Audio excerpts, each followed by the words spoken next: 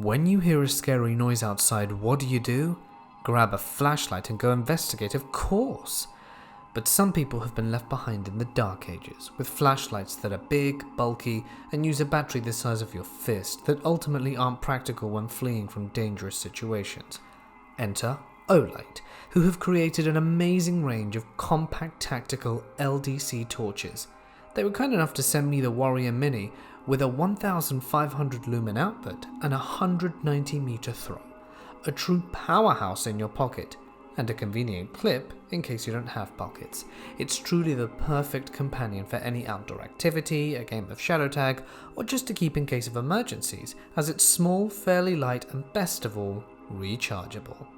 They actually are having a huge Black Friday flash sale on right now. It's only just started until the end of November, so hurry and get yours today. And don't forget to punch in discount code MORTIS10 for an extra 10% off. Link in the description. But for now, it's time to get comfortable and let the darkness take control.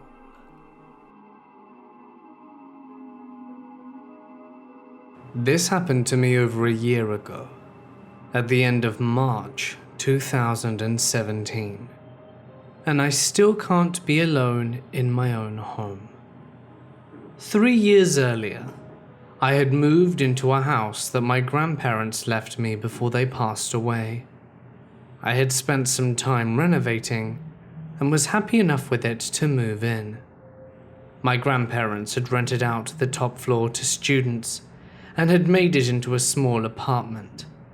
When I moved in, I decided to let my cousin, who had some small personal problems, move in upstairs, while my fiancé and I used the 2 remaining floors for ourselves.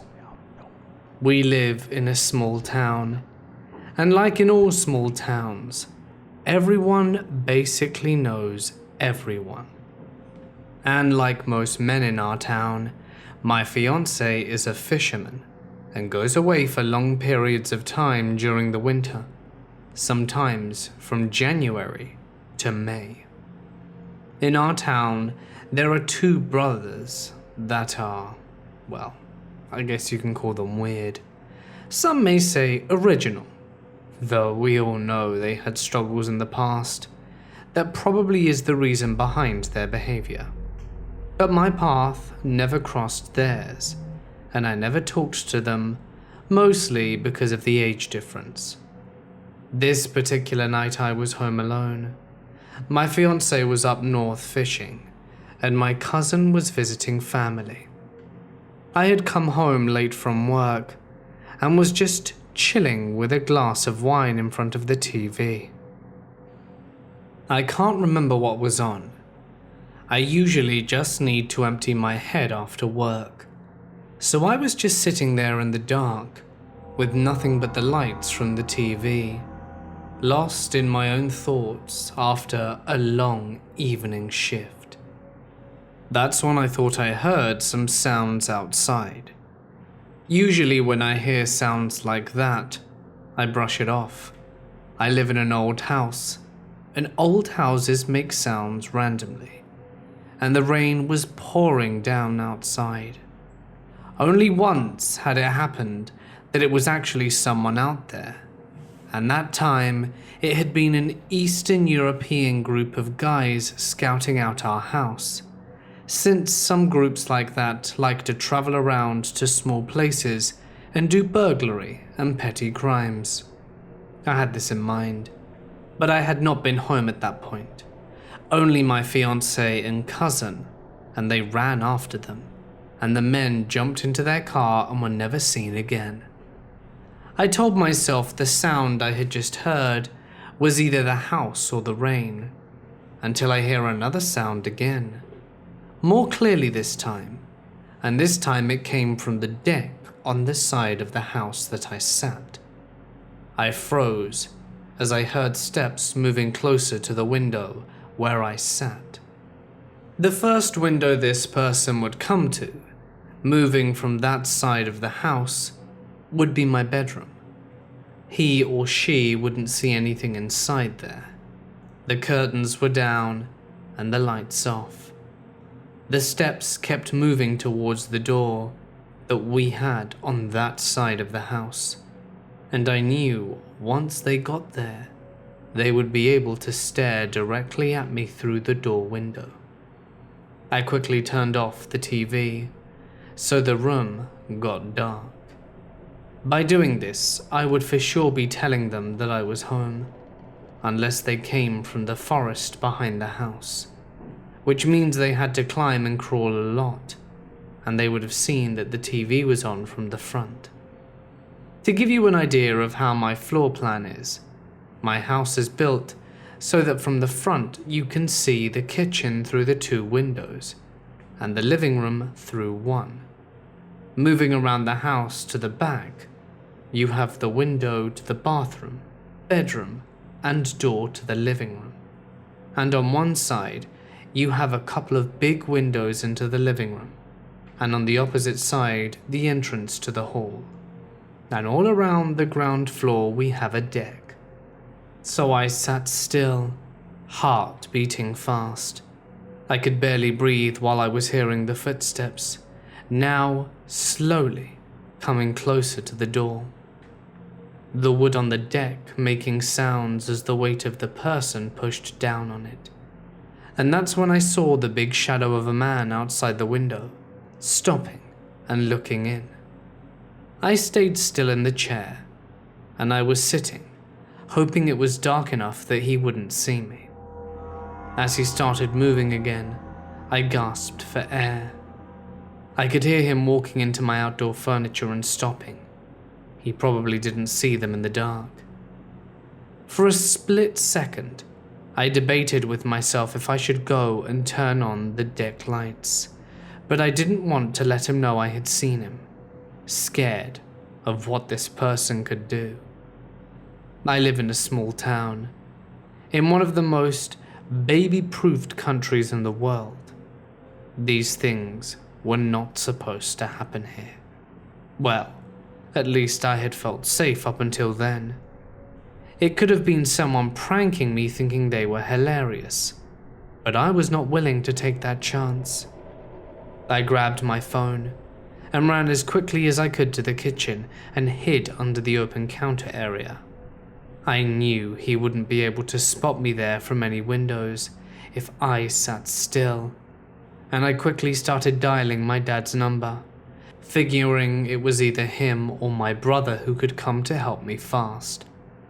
We share police with a neighboring town, and they are usually stationed here, which means it would take them at least 35 minutes to get to me.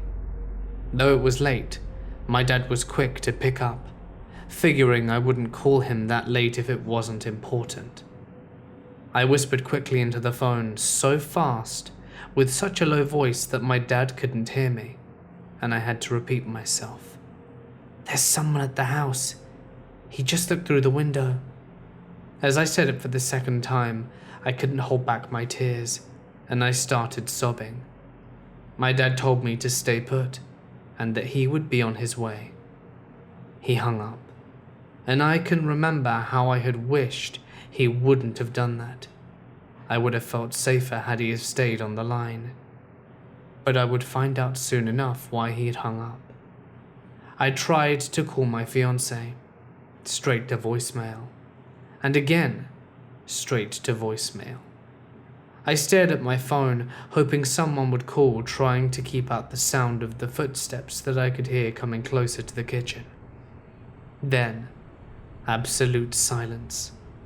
I held my breath listening, but I can only hear my own heartbeat. Had he jumped off the deck to the side where it was closest to the ground?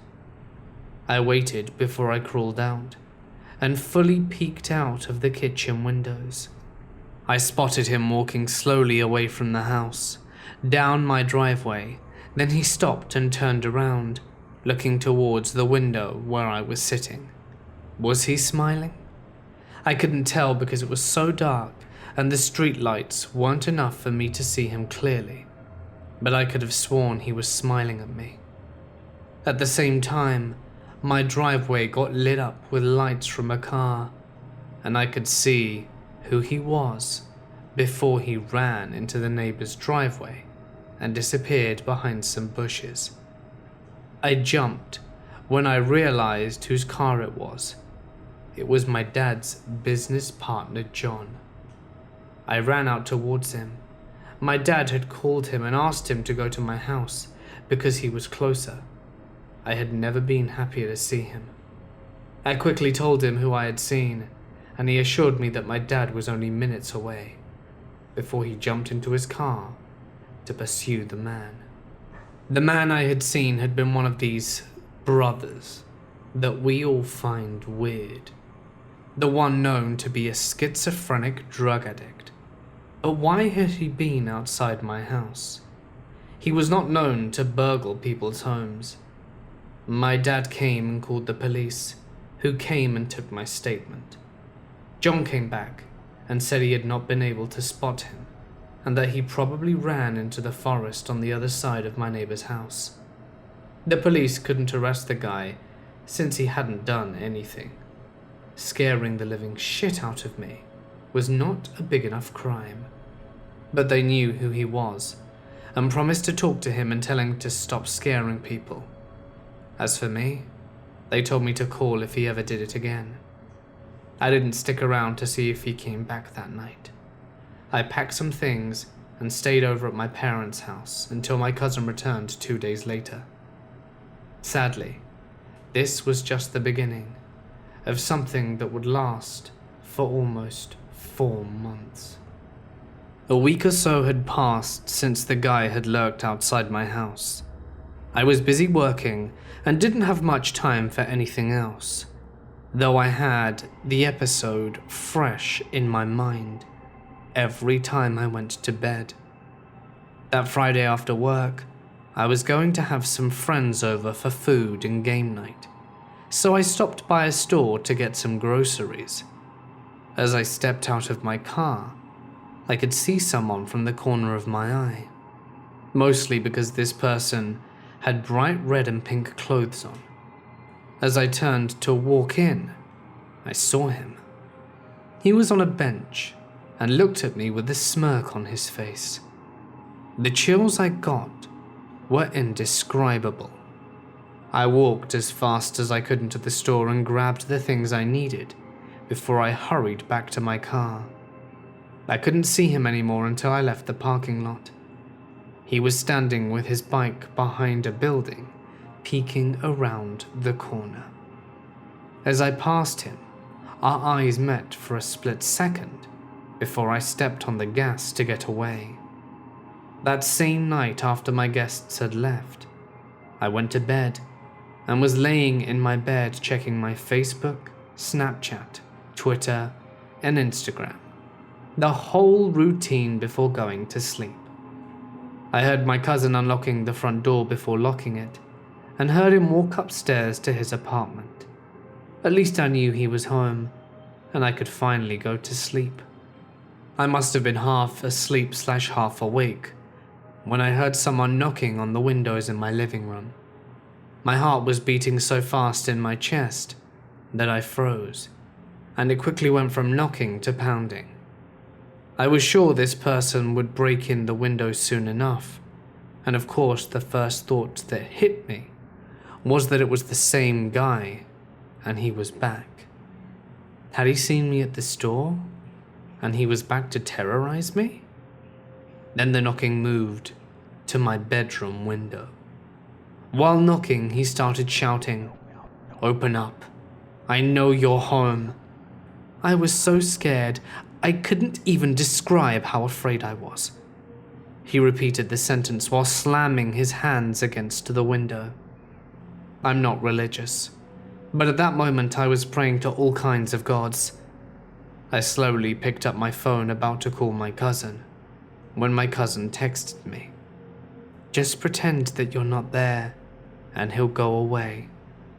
That's when I understood that the guy that was out there was there for my cousin, which meant that my cousin would have met them at the local bar or wherever he had been.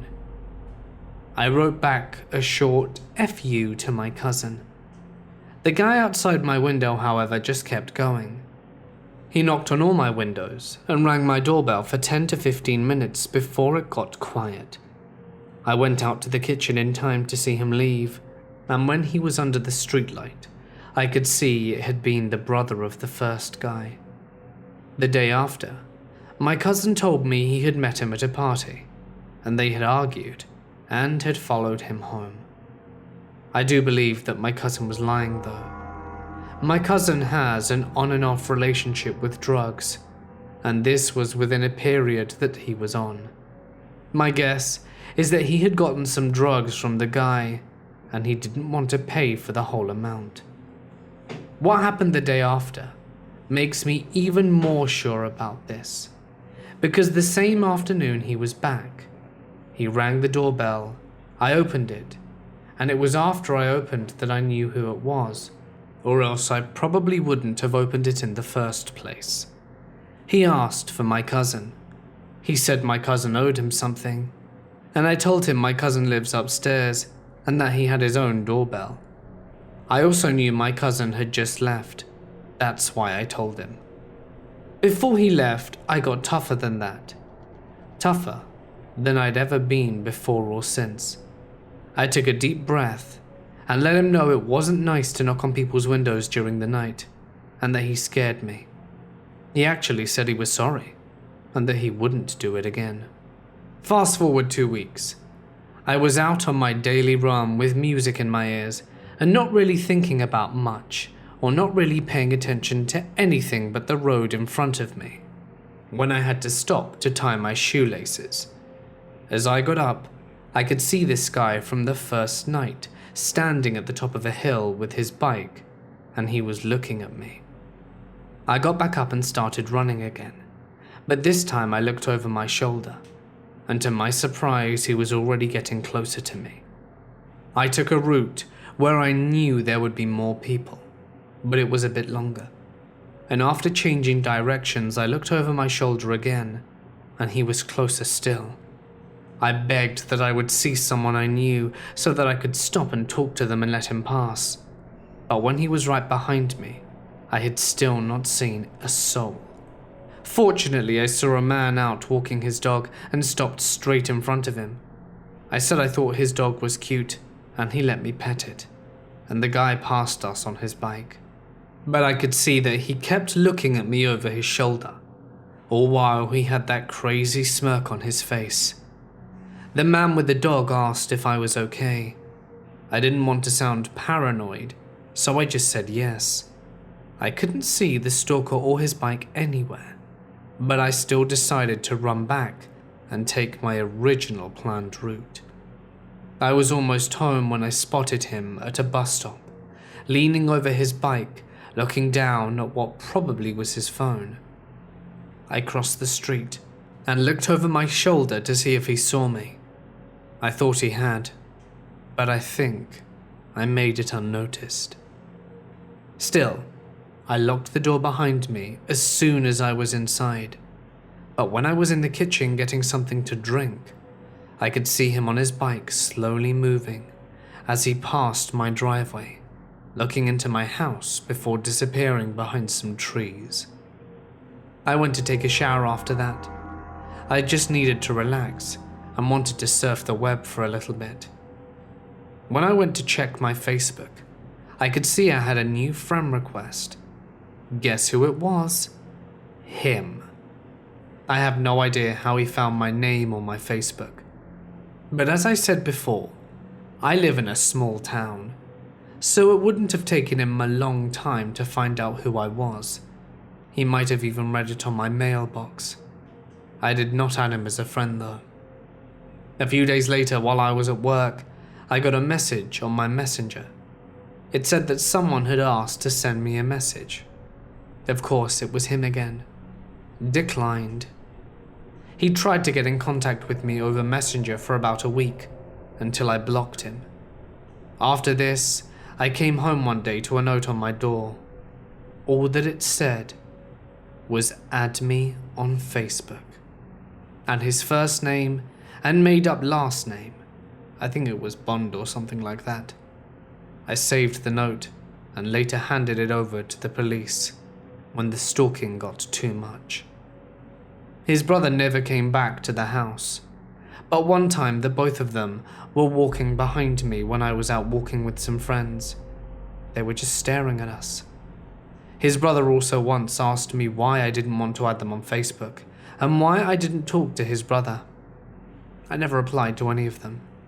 I finally got my cousin to tell them to chill on the stalking, and this is when it went from bad to worse, with daily visits from at least one of them, but mostly the first guy.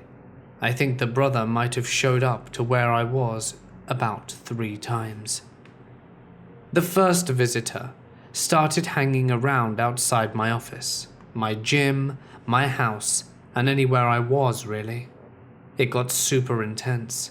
Of course, I started telling people more about this, and all of them told me to contact the cops, which I did. I gave them all the notes and messenger messages, and told them about the stalking, and said I had witnesses. They promised me that they would keep an eye on him, and told me that it was not the first time he was doing these things. That didn't calm me down at all. Why couldn't they just get him some help? So this stalking that he did went on for another month, and it seemed like he just enjoyed the attention the police gave him, because the day they told him to stop, he just came back in for an extra time. Finally, my fiancé returned home from work, and the two of us were out at a restaurant eating one night. I had, of course, told him all about it, and as we were about to leave, we saw the guy staring at us, standing outside the restaurant. My fiancé went straight out to the door and over to him. I didn't hear everything that was said, but I heard my fiancé telling the guy that he would put his boot up to where the sun doesn't shine if he ever saw him around me again. After that, the guy only stalked me about 3 times. My fiancé is a strong dude, but I don't know if it was that or the guy just gave up. I just hoped it would stay that way, even after my fiancé left for work. Fortunately, it did. I haven't seen them since, and I still would rather never meet them again. First, a little background. This began when I was 19, and continued for several years after that. I'm male, which I suppose matters to the story. When I was in high school and my first year of college, I worked at a local grocery store part-time.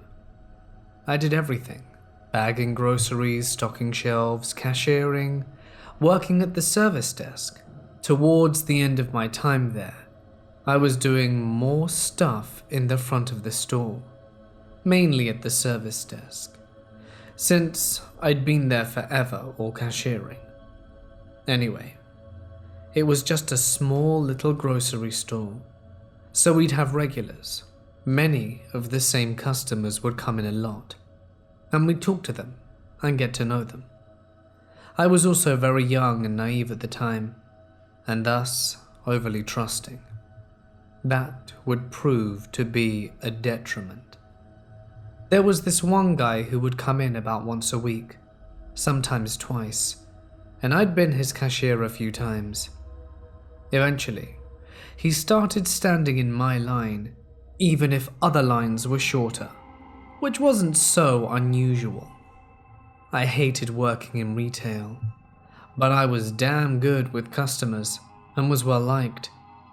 The only odd thing was that generally, the people who would do this were older, 60s or 70s at least, and were usually ladies, whereas this guy had to be at most in his mid-40s.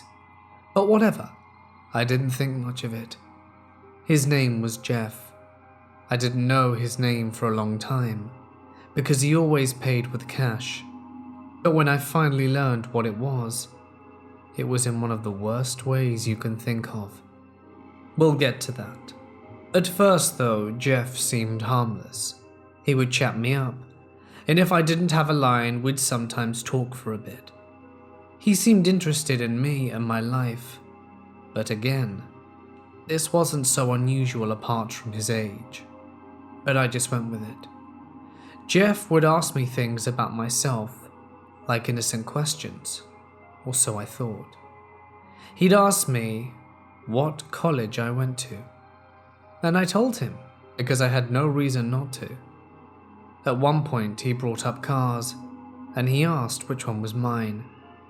The parking lot was clearly visible through the large window at the front of the store, and I stupidly pointed at my car and said, "It's that one." We lived in a small area, and a lot of the times by talking with customers, we'd realize we lived near each other or something, so I didn't think much of it when he asked me where I lived. I told him the name of the town, which was just adjacent to the city the store was in. And then, when he asked where in that town, I told him my street, and then described my house like a total idiot. I like to think I'm a smart guy in most situations, but that was not the case in this one. I didn't realize it at the time, but Jeff was systematically gathering information about me. But by the time I realized what was happening, it was too late. I had told him everything short of giving him my cell phone number or actual address. One day I was working in the service desk when Jeff came in, and he wanted me to ring up his groceries. However, I was busy selling lottery or a money order to a customer or something like that, and I told him I couldn't. He got this look on his face, like he didn't like the fact that I had told him no, but it was just for a second, and then he was smiley again. I didn't really talk to him much because, I was with a customer, and Jeff just stood there staring at me. I didn't really notice at first because whatever machine I was using was giving me hell. Eventually the customer was like, "That guy keeps staring at you." And that's when I looked over at him. He wasn't smiling, but looked kind of angry instead. But the moment that I looked at him, the smile returned to his face. Then Jeff said something about me wearing a skirt. Now this wasn't the kind of humor he had exhibited before, and it was totally out of nowhere, so it gave me pause. I just kind of looked at him, as he went on about how I'd look nice in a skirt or dress, just staring at him with a total WTF expression on my face. And the more he talked about it, the more unnerved I became. Another co-worker, Miranda, was in the service center with me, and she and the customer as well as another nearby cashier were giving him what I presume was the same identical "what the hell is happening" expressions. He wasn't stopping, so I realized I had to say something to make him stop, and I couldn't even pretend to be humored by it when I told him, "I don't know what you're talking about. You'll never see me in anything but this uniform." My tone was serious, and he knew that I wasn't amused. This smile was gone, and I saw something on his face that I had never seen before. It was anger, but it was also humiliation, and he did not like it one bit. He glared at me with a look that I felt in my bones, that rushed through me like a cold chill. My breath caught in my throat as we just stared at each other. I don't even know how to explain it, other than to say that this was the most menacing way anyone has ever looked at me. With that look he was saying, "You'll be sorry, I'm sure of it." Maybe I wasn't at the time, but in hindsight, without another word, he turned and walked away. After that, whenever Jeff would come into the store, he never stood in my line, which was fine with me. However, he would always loudly talk about me from the other registers and glare at me. He would badmouth me, but not in such a way that's overt, where we could really do much about it. Sometimes he wouldn't even refer to me by name, but we all knew he was talking about me. Sometimes at night, I would be the only cashier at the front as we approached closing time. Another would be in the office counting the drawers for the day, while the manager and other workers were usually in the back or throughout the store, stocking shelves or cleaning. In the evenings, when I was more or less alone, I would notice the same car pull into the parking lot, but the driver never came in. The main defining feature of this car was the fact that one of the headlights was burnt out because of the previously mentioned large windows. Anyone in the parking lot could look into the store right at me.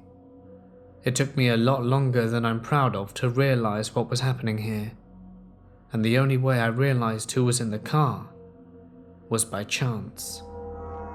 My car was in the shop, and so my mum picked me up from work when I was done, and as I was waiting for her to get there outside of the front of the building, I was able to see the car away from the bright lights of the store. Sure enough, it was Jeff. My shock was palpable, and this was when I truly realized that something was very, very not right about all of this. I actually backed away in fear and kept imagining what I would do if he got out of the car. The door inside had locked behind me, and while there were people in the store, they weren't in the front. But luckily, that was when my mum got there. I didn't tell her because my story would only worry her. Everyone at the store knew about Jeff before long, and it got so bad when he would come inside, everyone would instantly tell me to go back, and they would page me overhead when he left. Everyone, even managers. We all knew, and we were all creeped out. A lot of the time he would come in, and he didn't see me. He would immediately leave again, or so I was told. I remember once we didn't notice him walking in, and by the time we realized he was almost at the doors, another cashier, Laura, saw him and looked scared. Now Laura wasn't easily rattled, but this guy had us all on edge, mostly because they were afraid of his weird fascination with me. She urged me frantically to hurry and get to the bag. I hadn't noticed him yet, and was so confused. I just started to ask her why, but before I could finish, she said, "Just go." I clearly remember at this moment, these few seconds between the time she said that and the time I saw him walking through the doors when I realized what was happening. Jess saw me before I rushed to the back, and I was so unnerved that I locked the back door of the loading dock, worried he'd come looking for me back there. When he was gone, Laura called me back up, and she couldn't even say anything. She told me that he gave her a furious look and then stormed out of the store, and I remember being worried he would retaliate against her. Luckily, he never did. Things got worse. I began seeing Jeff around town, like when I would go to the movies, to various stores, gas stations, the mall, or even the bank. Just a couple of these times might have been a coincidence, but this was happening a lot. Plus, it was Jeff, so I knew it was much more than that. But I had no proof that he was stalking me at this point, and didn't tell my parents. At the time, while I was in college, I lived at home and commuted to school, and I would often be there until dark, as by this point it was winter and got dark early. There were times when I would pull out of the school parking lot, and very shortly after that, I'd see a car behind me with just one headlight, once or twice. Again, it could be a weird coincidence, but this was happening probably once a week. I still didn't tell my parents though, even though I was pretty sure it was him. Then one night, while I was walking out of school into the, naturally, dark and deserted parking lot, I saw a car parked in an empty part of it with the lights off. I didn't think anything until the lights came on, and there was only one headlight. I knew it was him, and I sprinted to my car, threw my stuff in, and got the hell out of there. After that, I started walking out with either security guards or friends when I could, and a couple of times I thought I saw his car, but he never put his lights on unless I was alone. He would never approach me or drive towards me during those times. It was like he was taunting me. It was like he wanted me to know that he was there, and that he knew how to find me. This continued even after I quit working at the store. I became a tutor at a school instead, but his stalking didn't cease. Once I was at a friend's house after dark, and then I drove home. But I was almost there when I realized I had forgotten something. Instead of pulling around in the driveway, I was going to loop around the street because it was easier. So I drove past my house. This particular night, I was home alone. Both my siblings lived elsewhere, and my parents were out, so the house was dark. There shouldn't have been anyone in the driveway, because I had just spoken to my parents, and they were nowhere near home. But when I drove by, I saw the dark shape of a car and taillights. Sometimes people turned around in our driveway because it was big, so I thought maybe it was just that. Or maybe someone had car trouble. But then the car pulled out the driveway after me.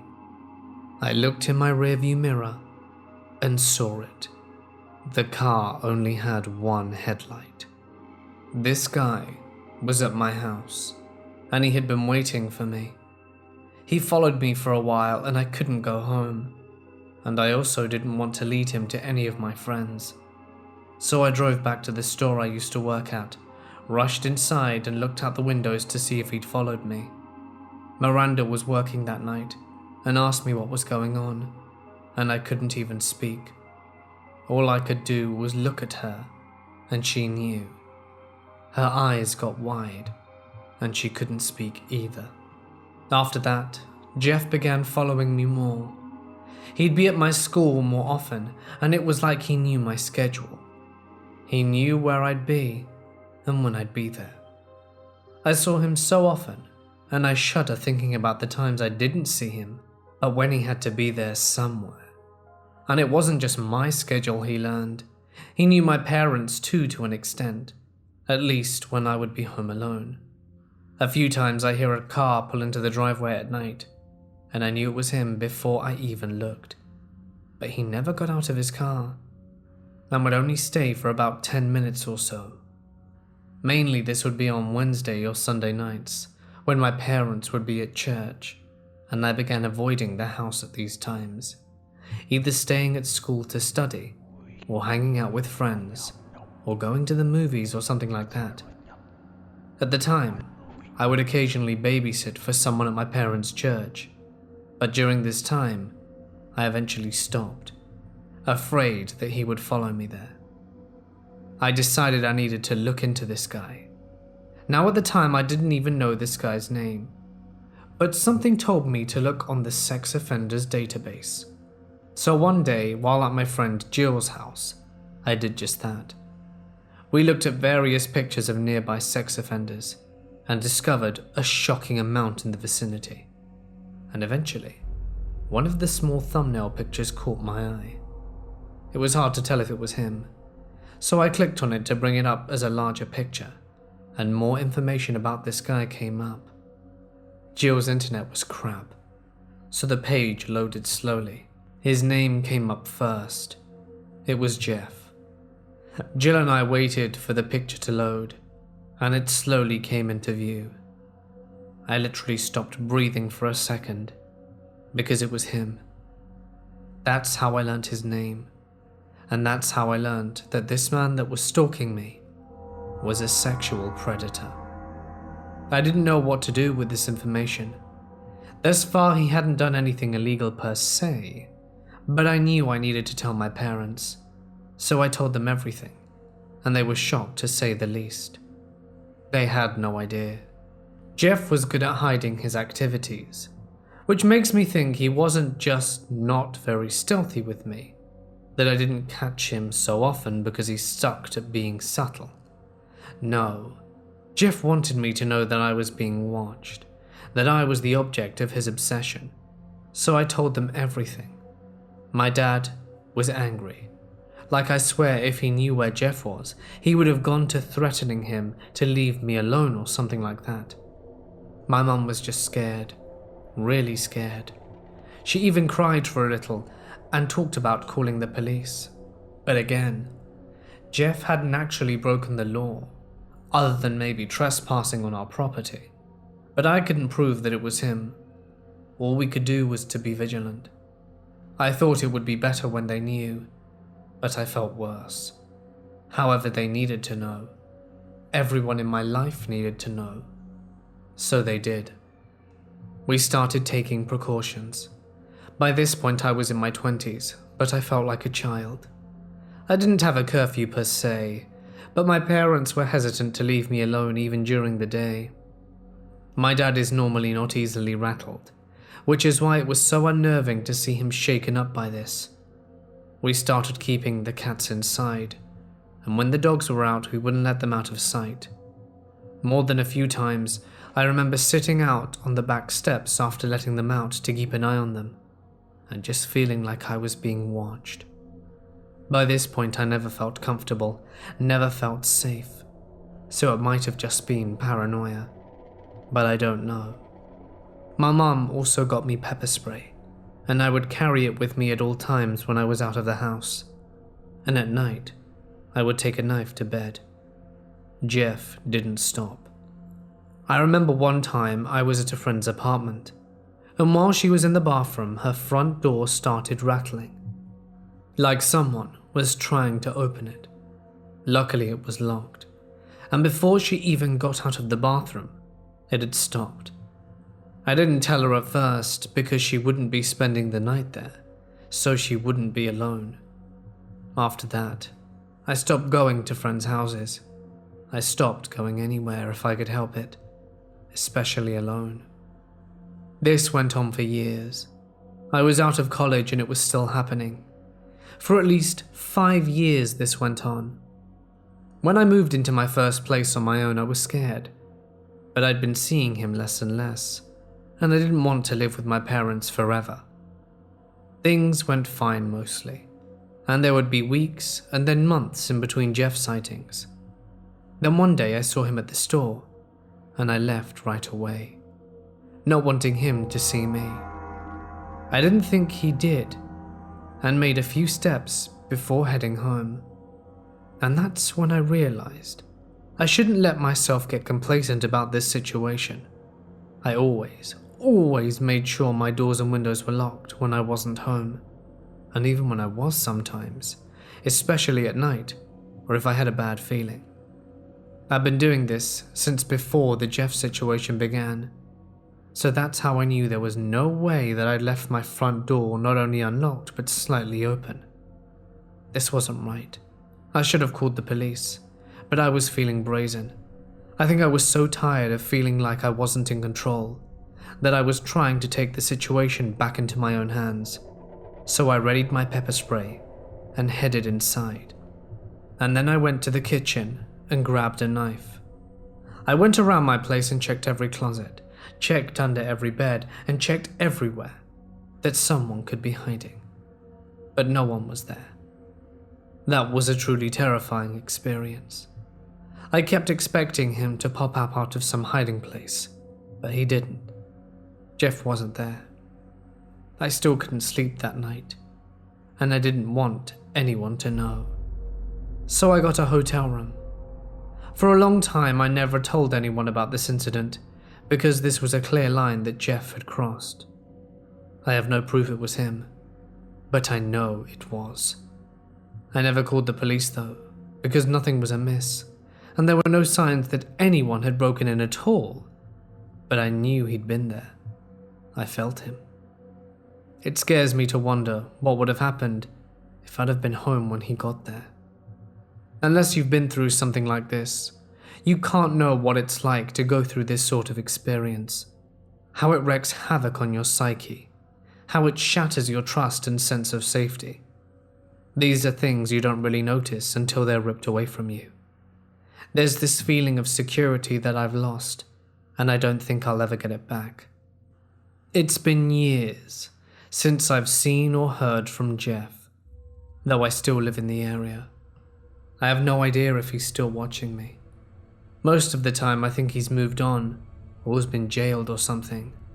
But every once in a while I'll be in a parking lot or home alone, and just get that feeling.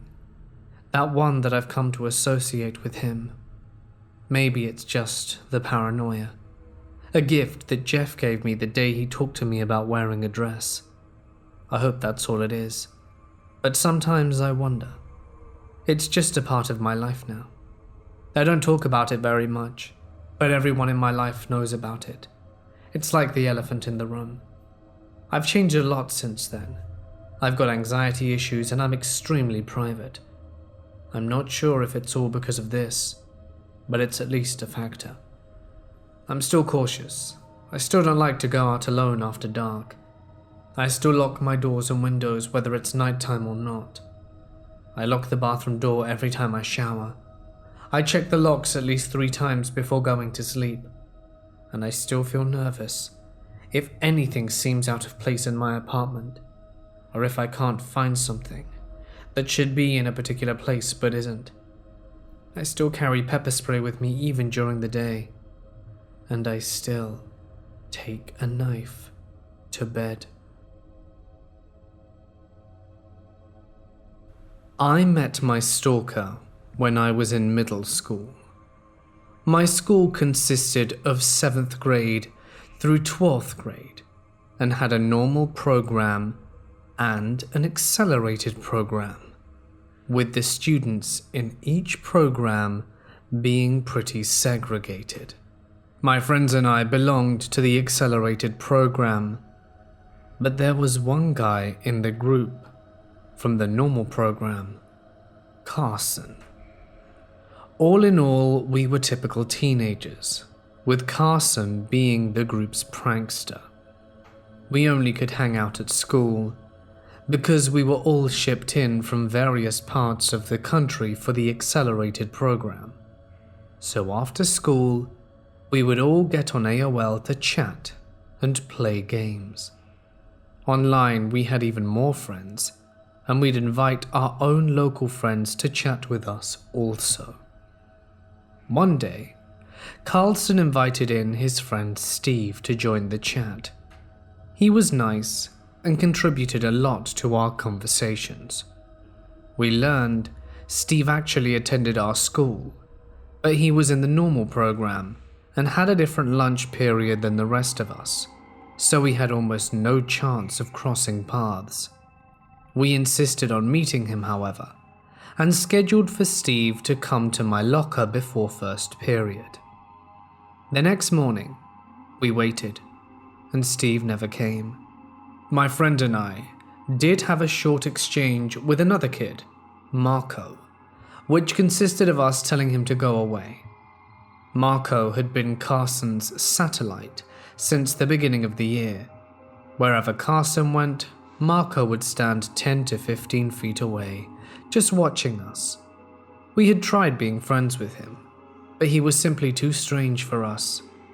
He would touch your face unexpectedly, or try and sneak up behind you and bite you, or tell you he wanted to see you inside out. His list of strange behaviors was a mile long. A few days after Steve failed to come and meet us, it came to light that Steve was really Marco, and that the whole thing was one of Carson's pranks. Considering Marco had been a pleasant addition to the chat as Steve, we gave him another chance to join the real group. Besides Carson, I was the only person that really gave Marco a chance. He still did the weird things he had always been doing, but it was now apparent that it was all an act to get attention for being the weird guy. Marco was being abused at home by his mum's boyfriend. He rarely saw his mum because she worked too much. Marco was the poster child for bad attention is still attention. Still, my friends wanted him out of the group. and I repeatedly found myself arguing his case to let him stay. Once, I caught an older student, a boy that lived on my street, beating Marco up. Being much larger than either of us, he was literally picking Marco up and slamming him into the lockers while he called him a freak. Knowing the bully and his mother, I did what was my signature move at the time and kicked him in the balls, while threatening to tattle to his parents about how he was treating my friends. I believe this was the catalyst for years of torment, as Marco became my satellite after that day. At school, Marco followed me any chance he got. At home, he'd message me non-stop, typically in private chat, as my other friends wanted nothing to do with him. I felt bad, because he was a sweet kid besides these attention-seeking stunts, and no one should have to go through a life with no friends. Eventually, Marco asked me out, to which I politely declined.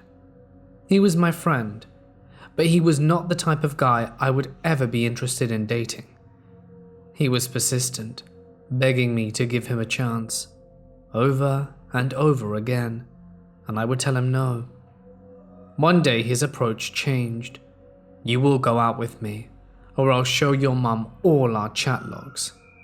There was nothing especially bad in the logs. I wasn't drinking or doing drugs or anything bad, but I was pretty depressed at the time, and sometimes talked about wanting to kill myself. If my parents saw that, I could effectively kiss my freedom and privacy goodbye. I bluffed him, telling him good luck with any attempts to convince my parents to believe him over me, which seemed to work. I wasn't very impressed with the stunt, and stopped talking to him. A few weeks went by, and Marco came crawling back, begging for forgiveness. I eventually caved, allowing him back into the group.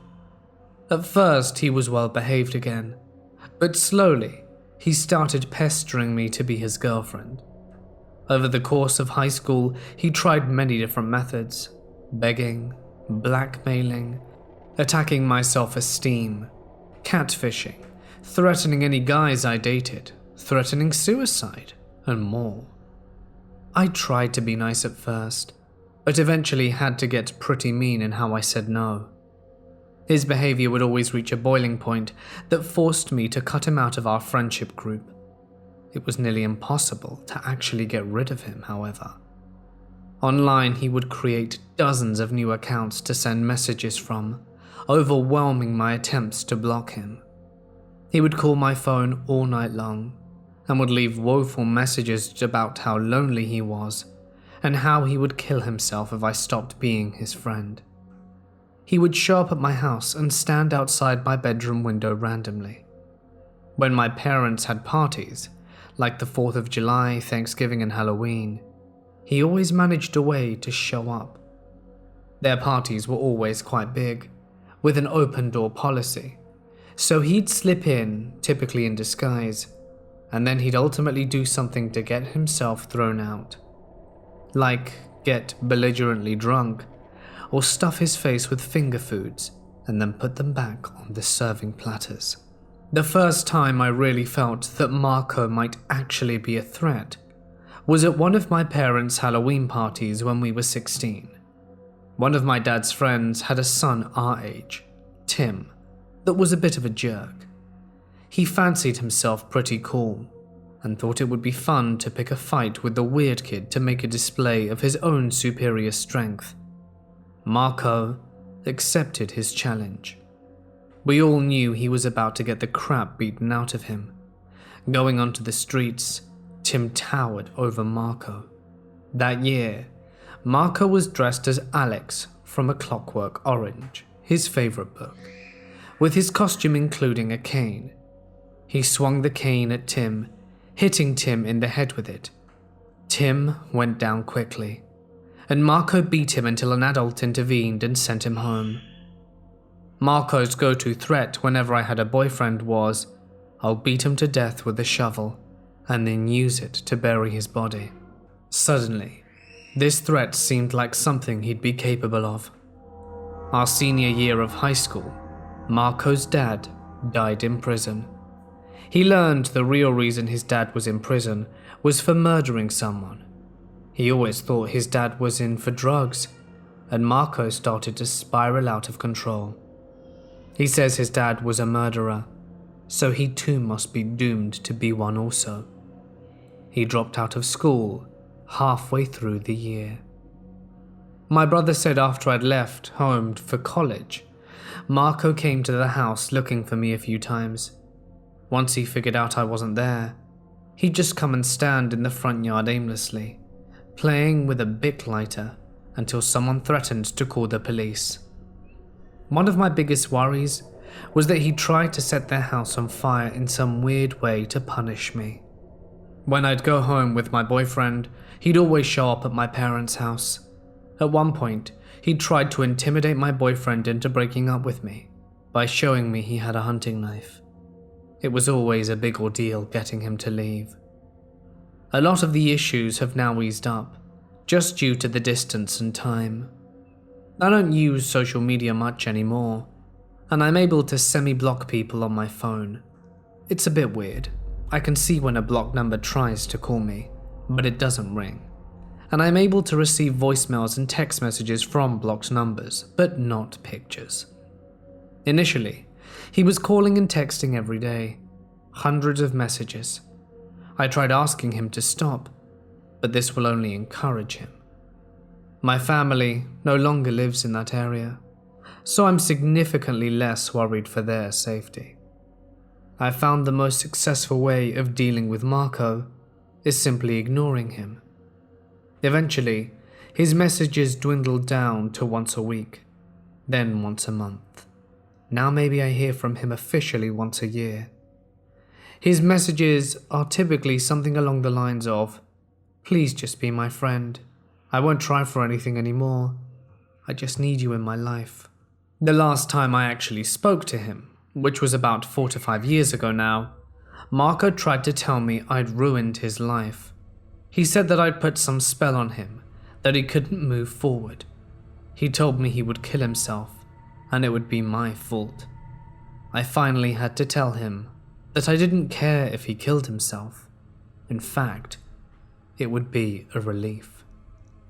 His most recent MO is to call my work phone from a private number, just to hear me answer the phone and then hang up. He also calls and texts my brother, our high school friends, my brother's best friend, my parents, my grandparents, my aunt and her husband to beg them to ask me to call him.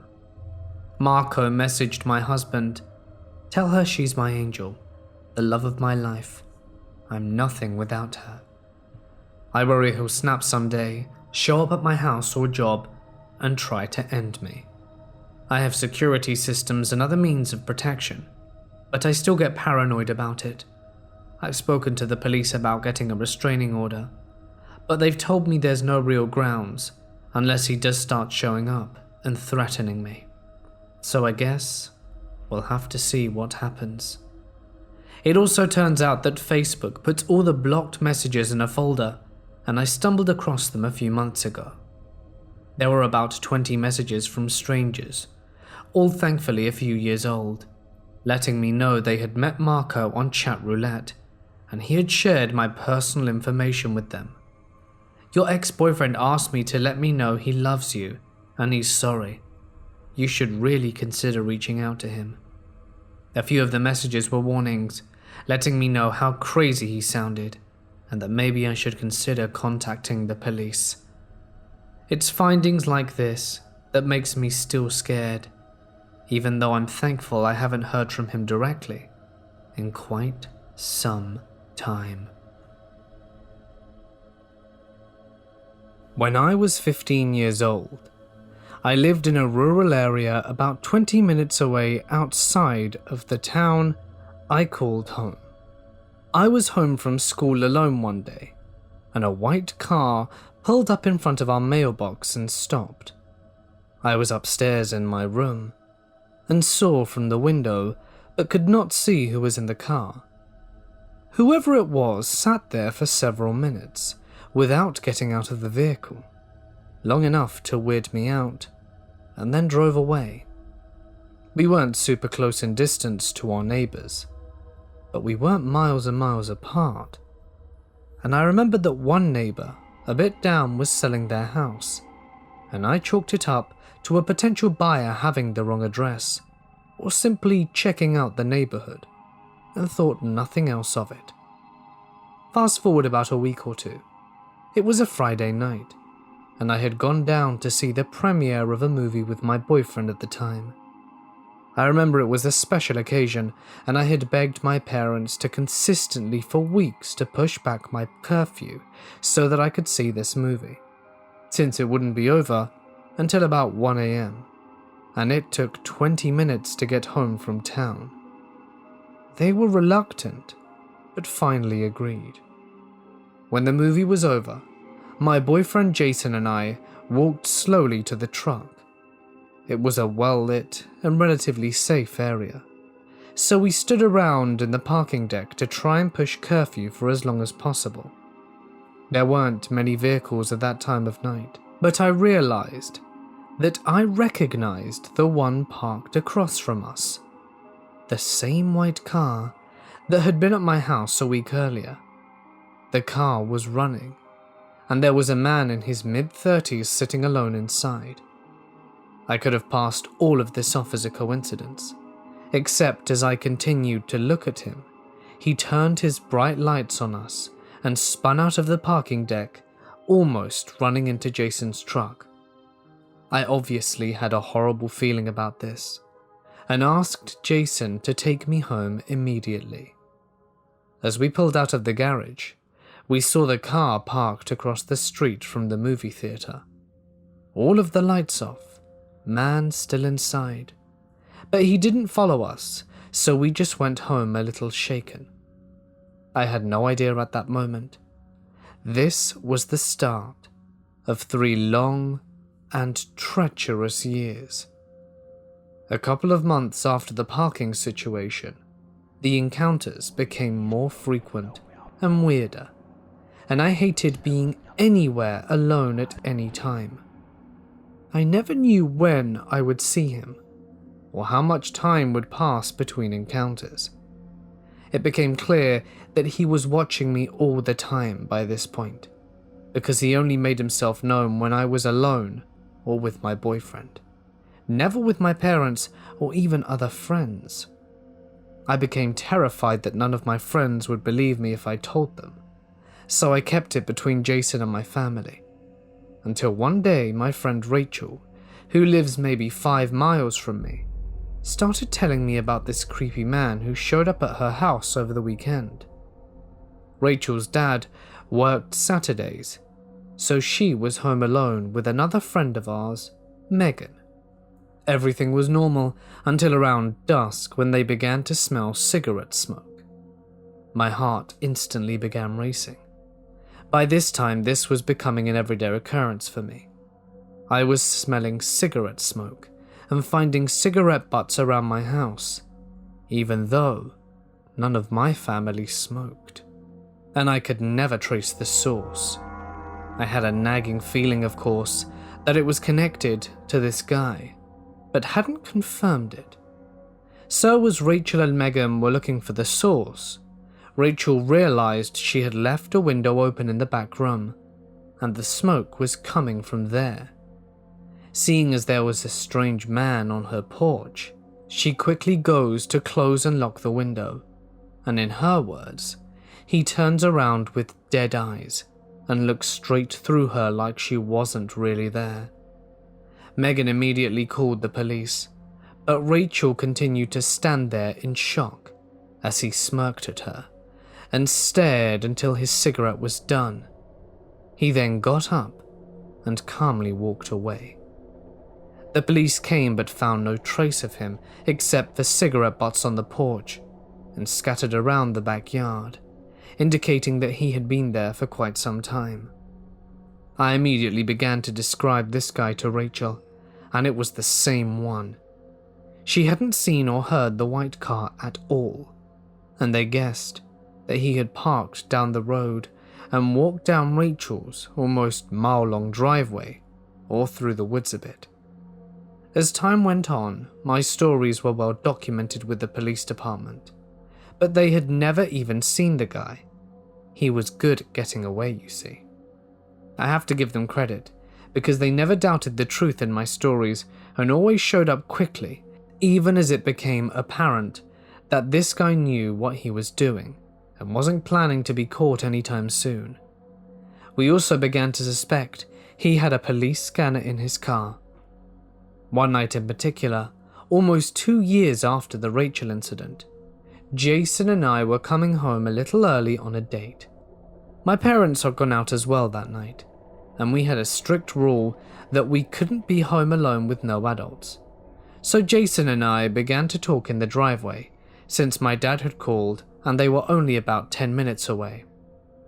We were too scared given the circumstances to get out of the truck, and we kept our eyes peeled for the creep. But we figured 10 minutes wasn't all that long. Sure as the world, not a minute later we saw headlights turn on in the bushes across the street from my driveway. This freak had backed his car into the bushes and waited for us to come home. Jason immediately got onto the phone with the cops, and I called my dad, who was literally flying home at this point. As the man revved up his engine and flashed his lights, he then proceeded to get out of his car and walk towards Jason's truck. I will never forget how slow his walk was, methodical and emotionless. It felt like I was living out of a serial killer movie. I was sobbing. We had the doors locked, of course, and the man walked up the passenger side where I was sitting and stood only a few feet away from the window staring at me. He never made a move for the door. He simply stood there, completely still, and stared. He held eye contact with me, with his eyes like black holes.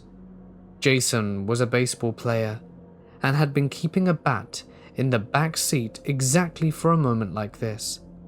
He pulled me towards him and away from the window, grabbed the bat, but the man didn't even flinch. He switched his gaze to the bat for a few seconds, smiled this huge and disgusting grin, walked back to his car, and drove away. It seemed like 40 minutes passed, but it couldn't have been more than 5, because the man had only been gone a few minutes before my dad came into our driveway doing 80. The cops never caught up to him. There were many more stories of torture, such as leaving dead animals outside our front door and shining flashlights into our windows in the middle of the night.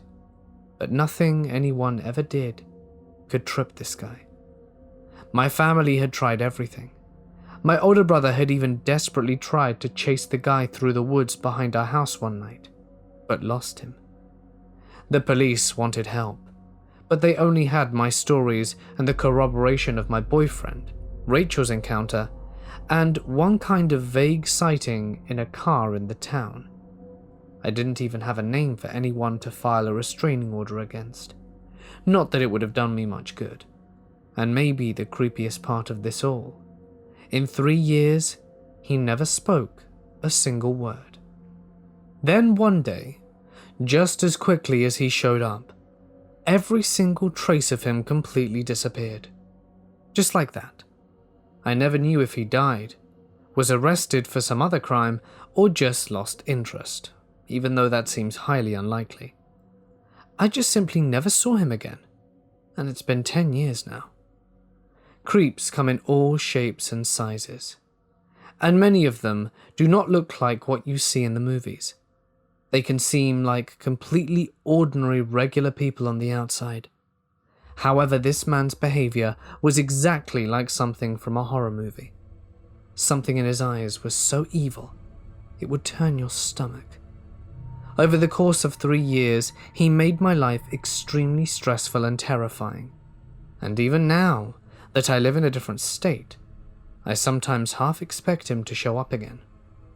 I still occasionally feel the lasting effects of that time, but thankfully, my life has become pretty normal again. Needless to say, disturbed stalker who made me feel miserable for years, let's not meet. I also have a bonus story. Just this year, I was scouring YouTube for creepy stories, as one does, and came across something about a true stalker story by a female YouTuber I wasn't familiar with. My stomach turned. Her story was almost identical to mine, down to the cigarette butts in her yard, the description of his empty eyes and his white car. I knew in my heart it was the same guy. So I did a little research on the girl. She's the same age as me. The weird events began when she was 15. And she grew up just one town over from me. I was floored. I've reached out to her, but haven't heard back yet. Maybe one day, soon.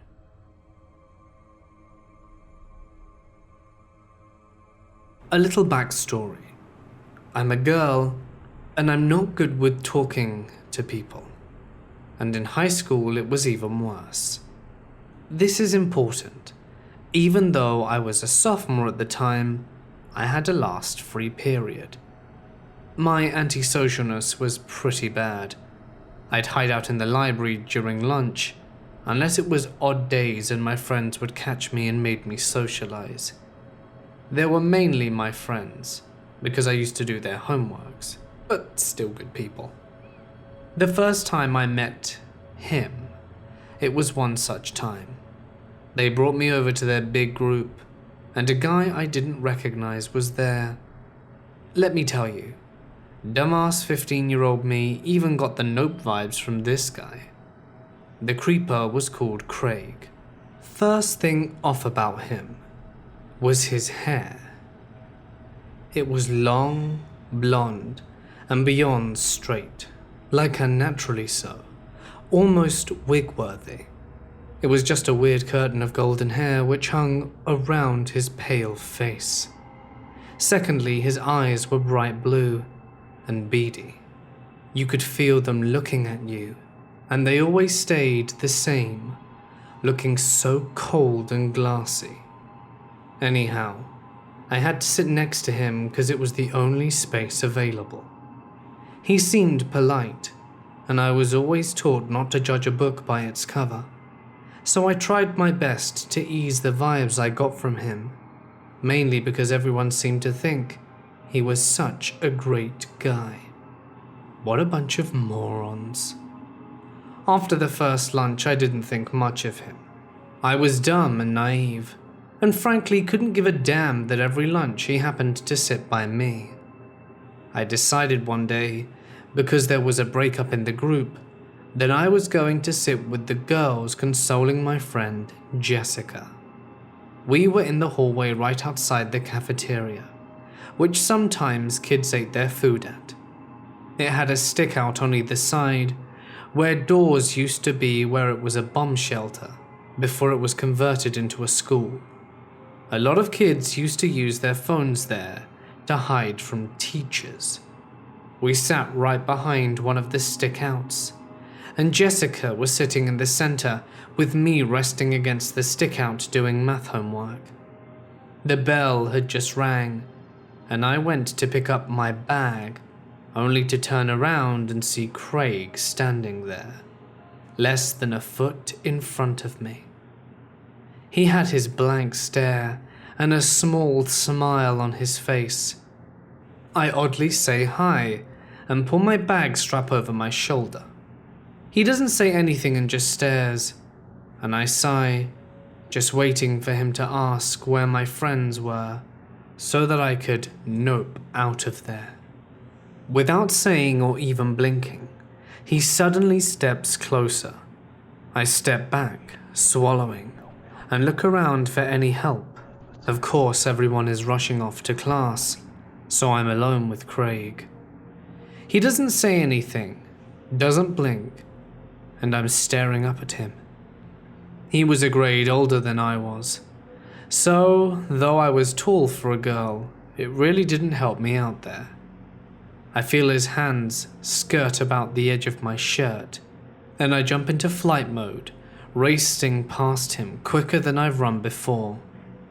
From then on, I try not to sit by him, getting to the odd lunches early so I can pick a seat, and sat next to my actual friends. He started standing behind my chair, resting his soul patch adorning chin on the top of my head, and letting his slender long arms drag down and touch my hips. Sometimes when lunch would end, he'd squeeze me, hugging me right below my breasts as I died inside. My friends thought it was cute, and that I was blushing because I liked him. I started hanging out with Jessica and the hallway group more often. The wall thing happened again, but this time he had his arm out blocking me by running by him because I was stuck between him and me. He had curled his fingers through my hair and was murmuring something I couldn't understand. It was a full 2 minutes of him going from touching my hair to rubbing my hip all the time, while I was having a panic attack. Then the late bell rang. I ran and hid in the downstairs bathroom for a good 20 minutes. I should also add that I had been wearing long-sleeve baggy clothes and even turtlenecks after the first incident. And I also lived in New Mexico, so I didn't layer. And by now I had told my friends about what Craig was doing, and they had tried to stop us from having contact as much as possible, walking me to class after lunch and blocking him at the lunch tables. I had to even go as far as to report it to the counselor, who was basically my best friend. She was pissed about the whole situation and the fact that she couldn't do anything about it because they had the 3 strikes rule. Craig found a way around this. Like I mentioned before, I had a free period, and I tended to hide out in the library. The library was my little sanctuary. I loved and still do love books, and I would spend my half-hour reading every sci-fi, psychology, or any kind of book that caught my interest that semester. I was in the sci-fi corner, which, for one of the reasons I chose it, was completely hidden from the librarians and everyone else's view, as I really didn't want to be disturbed. I was halfway through The Time Machine, which is a great book by the way, and all of a sudden I look up, feeling something was off. Lo and behold, Craig had a research period. There he was. Without saying anything, he sets his bag across from me and stands behind my chair. I couldn't breathe at this point. His hand instantly finds literally the only skin that my turtleneck had somehow gotten over. He smells my hair, squeezes my hips, with his nails literally digging into my skin. Craig was mad with me. I thank God I put my bag in the chair next to me, because he had to sit across from me. I don't know how long he was standing there for, but when Craig stopped, I nearly died of happiness. When he did finally sit across from me, leering hatefully, while his icy eyes burrowing themselves into my memory, Craig hunches over the table and leans over to me. "Can I ask you a question?" I'm literally petrified about to piss myself here, so my brain wasn't working well with me. Sure, but for the love of God, don't touch me." He tilts his head, smiling softly, while saying as though asking about the weather, "Is your mum a MILF?" For the life of me, my innocent ears had no clue what that could possibly be. I don't know. I don't think so. I had abandoned my beloved books and was nervously begging the bell to ring while covering up my assaulted hips with my turtleneck. He didn't seem deterred by my answer and smiled. "Well, what about your sister?" Craig chuckled in a low voice. "Is she loose?" My jaw dropped. Even I knew what that meant. Out of the corner of my eye, I saw this girl, a tall senior, curvy, and staring at Craig with what I can only describe as pure shock. Thank God she was there. "No," I managed to whisper, as the girl places back a book and perks up, looking back at us, as though she had just cured cancer but it had bad side effects. Hey, do you know where I can find? For the love of my life, that girl had no chance in hell to finish her sentence. I grabbed my bag, jumped up, and was by her side in a flash. Yeah, I think it's over here. And I led her to the complete other side of the library, where we didn't go, and instead, she and I walked out the school. The entire time, this unnamed chick held my hand. Once we were out, she hugged me and had me talk to her. I told her everything about what had happened, and the woman told me first thing tomorrow morning I should report it to the counselor again.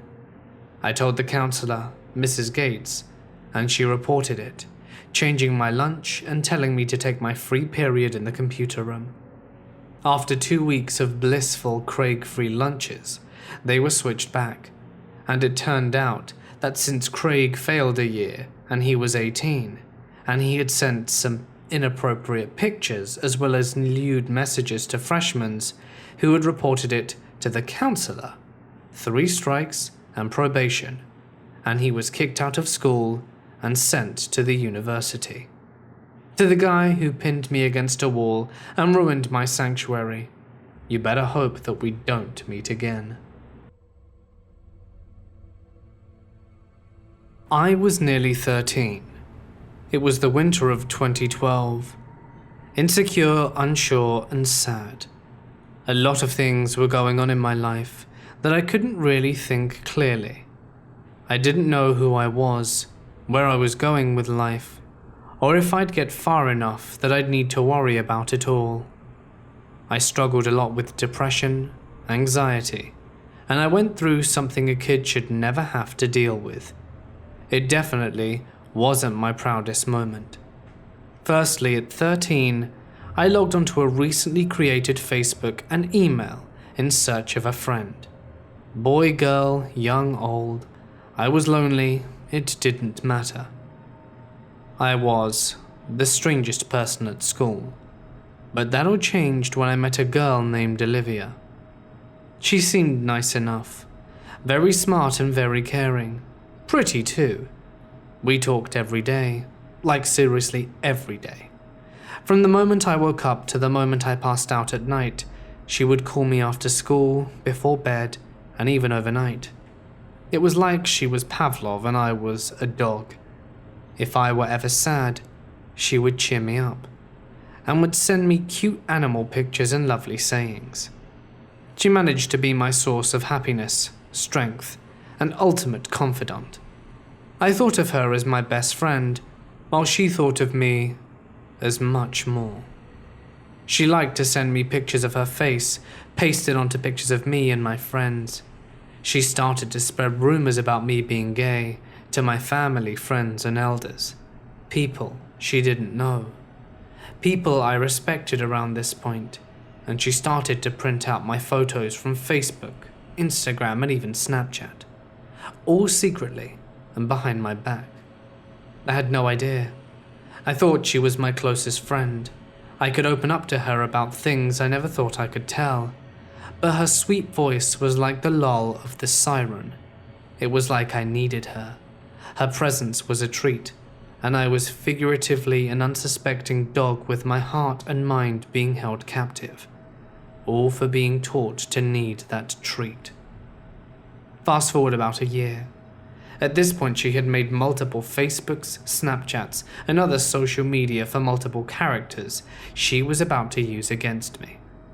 At 14, I had been trying to avoid this girl who used to be a huge part of my life. She still managed to Snapchat and Skype call me at least twice a day. What little friends I had left had finally had enough of her incessant calling and texting, and Olivia wouldn't stop until I was completely alone. She lied to 2 people I tried to have a long-distance relationship with, which meant having an online-based relationship, just like with Olivia. Both boys had been my friends a couple of months first. They were nice, cute, and caring. I didn't think I needed to ask my best friend for permission to date. Each relationship was at least 6 months apart, but they felt like lifetimes. I managed to get attached to them. I'm very faint at heart. and Olivia managed to use her specially crafted fake accounts to weasel her way into said relationships. She found their Facebook accounts and told them that I was her girlfriend and that I was cheating on her. She let them know how hurt she was. Olivia said she just couldn't be alone. She told them how easy she could swing their direction. She made proof of her own, as Olivia managed to convince both boys that I was evil, that I was a liar and a cheat and could not be trusted. And that was when she started to be involved with them. Olivia was conniving and used her tricks on them. They wanted her, and I lost everyone. I was alone and vulnerable. She knew just how to calm and soothe me. She kept telling me she loved me and that everything would be okay if I just trusted her. Olivia made me believe that I didn't need anyone but her. Regardless of what you think, she terrified me for so long. She would block me, then unblock me, would constantly send me Snapchats of her hurting herself or her crying. Sometimes she would call me to tell me every flaw I had. We had good days and bad days. On the bad days, she would tell me her life was better. On the good days, she was the best friend I ever had. And I let her. But that's not all that happened. She learned my weakness. She listened to when I vented and would use it all against me. I eventually believed that I was no one. Every bad thing that happened to me was my fault, and I had to get used to seeing more of my 4-bedroom walls and my phone than I would of any past friend or family. My life sunk so low that my grades were slipping. I was failing because I was just so depressed. If I didn't have Olivia, I just couldn't manage. I hated her so much for what she was doing to me. But why did I still love her? Why did I feel like she was the only one who got me? Quite a few months after I turned 14, she called my school. She told them I was a risk to myself and that I needed help. I had been hurting myself and was afraid. Consequently, she nearly got me sent away. Although Olivia spared no time to message me right after that apparently her 2-year-old nephew Theo died of cancer. She said that's why she called.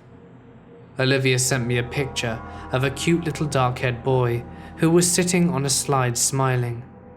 She just needed me at that moment. Regardless of if I hated her or not, she couldn't be alone.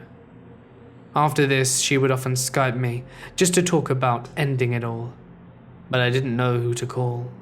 So I clicked off my iPad and went to bed. I couldn't take it anymore. She drained me with needing constant attention. She constantly made me feel paranoid, anxious, afraid, and isolated. She loved me, I thought, my best friend, and wouldn't hurt me on purpose. But I woke up. The hundreds of messages, calls, missed video chats, emails, Facebook messages, and the like. Even pictures of her harming herself. Pictures of admittance in a hospital for nearly taking her life. And it was my fault. At that point, I was spiraling. I was alone. She infiltrated my life and exiled me from my friends and family. My life was over. I blocked her. I blocked everyone that could be her. And I deleted everything, which eventually became my Achilles heel, as I could never receive help because of my mistakes. Coupled with that, I cut myself off any type of device that could have internet. I also started to self-harm. I felt like it was the only way I could control my pain. It was the only thing I could control, and I was dying inside. Explicitly, I had hit rock bottom. It was 2015 and I was close to turning 15. It had been almost 3 years since this all began, and I hadn't heard anything from Olivia since the hospital situation earlier in the year. I was recovering from a suicide attempt that no one had ever found out about. At least, I was trying to recover. I was completely alone. And one day I recover a Snapchat message from an unfamiliar person, asking questions that only sounded like someone in particular. It couldn't be. My stomach twisted, and I couldn't believe it. "What's up?" it said, so nonchalant. I replied with something similar to, "Who is this?" The little dots kept popping up. Whoever this was had a lot to say. Apparently it was Olivia. She was feeling lonely. Her adoptive family had been cutting her off, just around the time her little brother's birthday. I asked for a picture. I didn't know she had a brother. She told me she was an only child. Whenever I checked Olivia's chat, after a few hours since I couldn't have my phone at school, what I saw sent chills down my body. The image of her little brother was the same picture of her nephew Theo that died of cancer. I didn't question her, I just said goodbye, and I deleted that Snapchat account. I also deleted my email account and stayed offline for a while. 4 years later, 2019, I haven't had any contact with her. I constantly search for her name to ensure she stays blocked, and I block anything suspicious. I'm now engaged to be married and very happy. I haven't needed therapy in years. I hope my story doesn't rouse the devil. I grew up with 4 older brothers. For context, I'm a girl.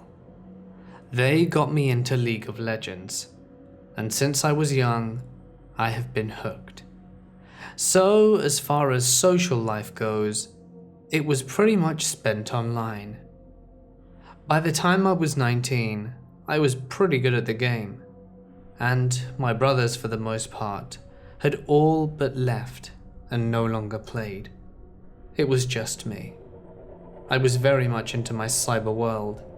I had built up an army of friends online, and I'm gonna be honest, being a girl playing an online game is a bit of a confidence booster.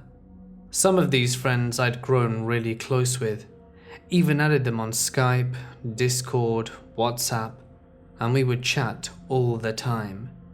And we couldn't wait until we could log back into our virtual world to carry on doing whatever it was we needed to do.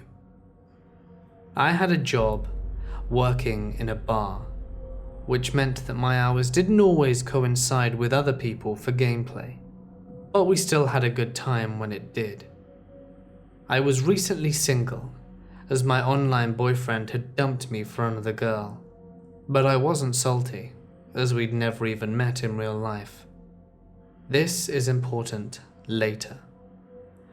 Cue in Gareth, or Stormbreaker 43.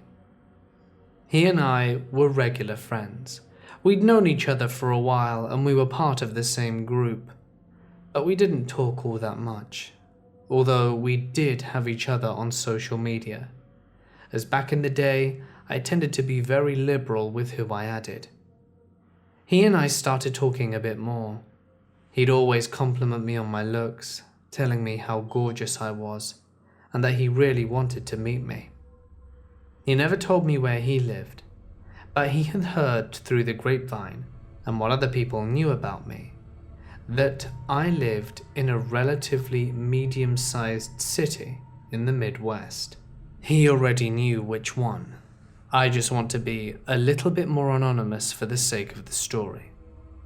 To cut a long story short, he started grilling all my friends to get personal information about me, but he was sneaky about it.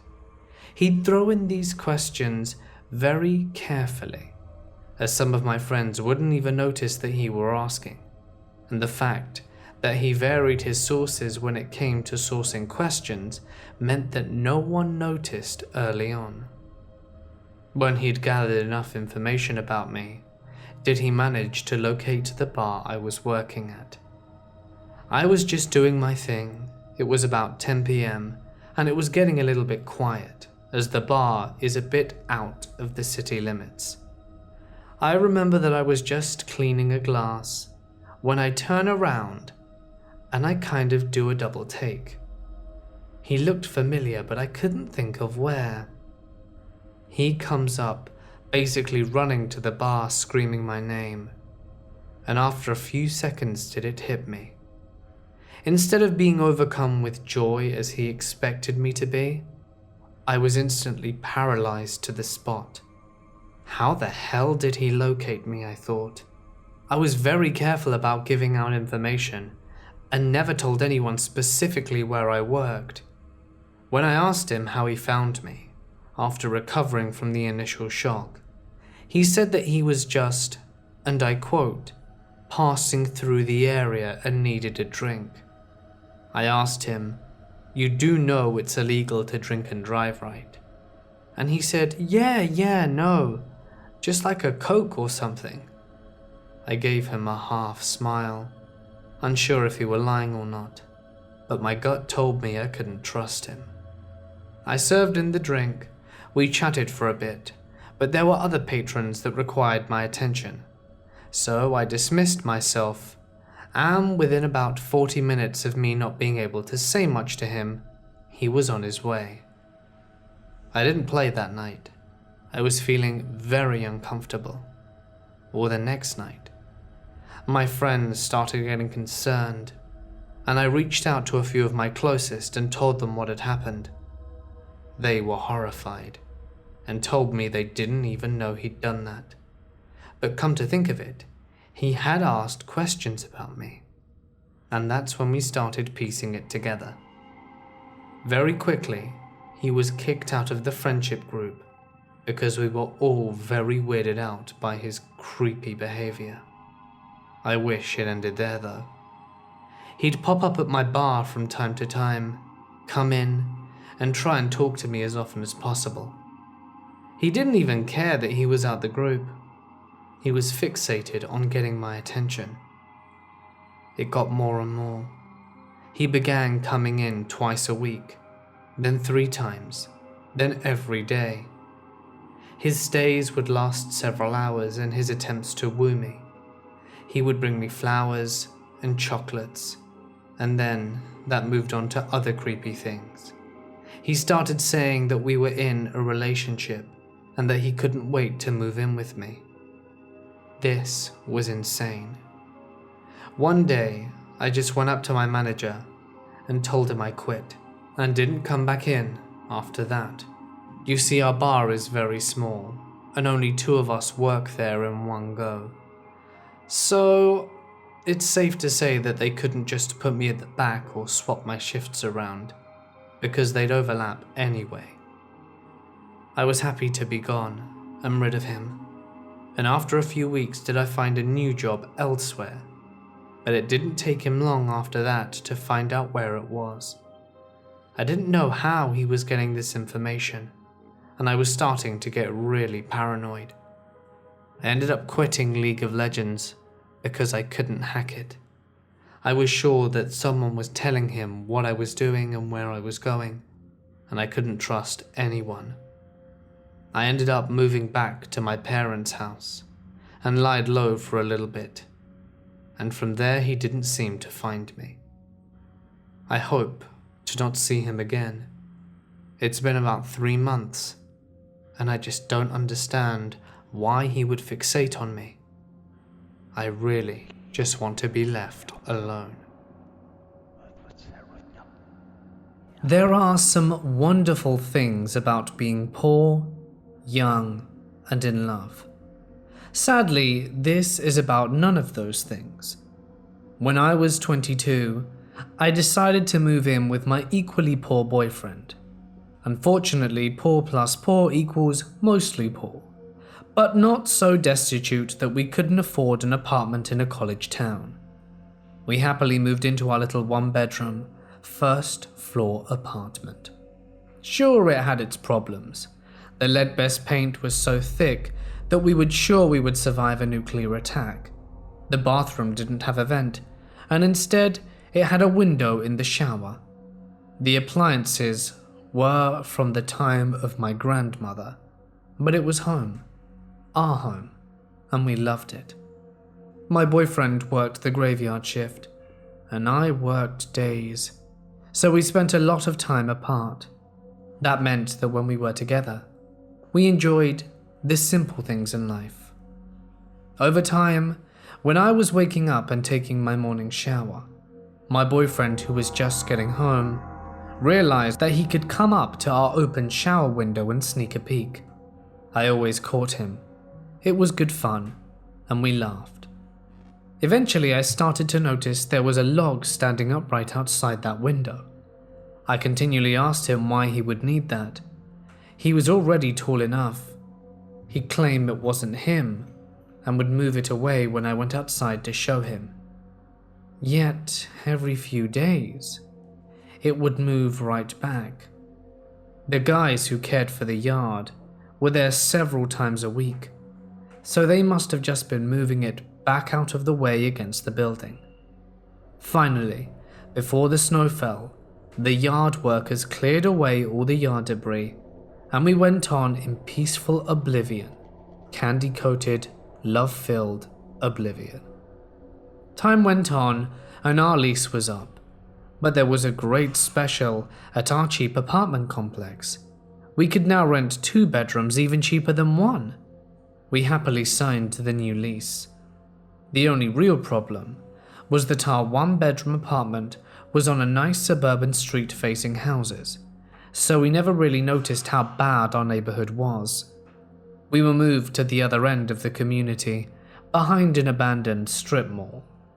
Our front yard consisted of a dark alley and some dumpsters behind a recently vacated Chinese buffet, where a lot of stray cats seemed to live. None of this mattered in our dimly lit front yard though. Our apartment was super cheap and super huge. What more could we ask for? That year we were so happy that my boyfriend went to buy me a ring on Valentine's Day. Being young and giddy in love, he wasn't able to keep the secret, and I told him yes before he could even ask the question. He didn't have a lot of money, so he bought the ring with the help of a friend's father, who owned a jewelry store. He got it for a good price, but with the drop in price, so comes a drop in the attention to detail. I was devastated when he brought home the ring, along with our wedding band set, to find out that someone had mistaken my very tiny 4-ring size with a 12. My rings were made for monster hands. What a terrible way to start our engagement. Clearly they needed to go back, so we put them in his glove box, but then a snowstorm prevented him from taking them back that day. The next day he went to his car to find that it had been broken into. Nothing had been taken except the rings from the glove box. We never did have the money to replace them. We personally went to every pawn shop in the area, and everybody said that they hadn't seen anything. Winter passed and summer came. With the summer came the warm breezes and the fresh air through our open windows. What the summer did not bring was more money. Not for us, and not for the city. We lost our phone service for non-payments, but it didn't matter. The only people we talked to were each other. Meanwhile, the city cut police and closed a few stations, most of them in our neighborhood. It didn't matter though. Summer days are long, and our dingy little corner of the community wasn't at all intimidating in the daylight. One night, my husband-to-be turned in for the night early, so I decided that after a long day, what I really needed was a nice soak in the bath. I walked into the bathroom and began to run the water, adding my bath salts and bubble bath. I opened the window for that nice summer breeze and took off my clothes and dumped them in a pile by the open bathroom door. I then grabbed my laptop to set on the closed toilet seat so that I could relax in the tub with a movie. This would be at least 2 hours of pure bliss. Nothing beats a long soak in my book. I turned the volume up on my laptop and relaxed the hours away with one movie after another. What must have been 4 hours later, I pulled the plug on the drain and sat while the water swirled away. I slowly stood up, stretched, and dried off. The now cool night air hitting my face through the window. I figured I'd just leave that open though. The apartment could use the airing out. I stepped out of the tub and across the bathroom. I didn't bother to move my pile of clothes, instead stepping around them in a manner to get out of the partially opened bathroom door. This move put me looking back into the bathroom. Right out of my window, I saw a tall man. At first I was startled, but quickly realized it was just my fiancé playing a trick on me, like he used to do at our old apartment. Then I saw his eyes, up too high in the window, and everything in my head began to swim. I couldn't scream, I couldn't move, I could only stand there naked and stare. Then everything came into startling detail. He was standing up on something so high that I could see his full torso in the window. His full torso and his thing. There was a man outside my window, jerking off. The motion drew my attention to his hand, and everything happened in a split second after I saw him. While I was frozen to the spot, I noticed he was wearing a silver ring with a Celtic knot worn on it. I made a mental note of ways to identify him as I finally unfroze and ran to the bedroom. "There's a man outside the bedroom window." My fiancé couldn't understand me as I said it so fast. What? What? There's a man outside our window. He's beating off. He was watching me. Oh my God, make him go away. I was in hysterics as everything sunk in. That man could have been there hovering over me for hours. The only thing separating us was a thin screen. When I had stood up, his member was inches away from my face. A body towering over me. I just kept covering myself with blankets and telling my fiancé to make him go away. By the time my fiancé woke up and went to check the situation out, nobody was anywhere around. There was only a log standing upright like a step outside our bathroom window. In the aftermath, we filed a police report, but had no phones to call, so had to drive a good 20 minutes away to do so. They didn't have enough forces to do anything about the situation anyway, and we didn't have enough money to break our lease. Instead, we spent the rest of the year living in fear. I covered every window with black contact paper, and I wedged boards into every window so they couldn't be opened. The bathroom window was never opened again. I never left without pepper spray. I never left after dark. But for the rest of the year, most nights, I'd hear a faint noise outside our bathroom window, which was next to our bathroom. In the morning, when my fiancé would check it out, there would be imprints in the ground, as if someone had recently been standing there. I wish I could say this is just a story. I wish I could say that. But it is all the truth of 3 long years of my life, and I still can't sleep at night. I remember my high school years.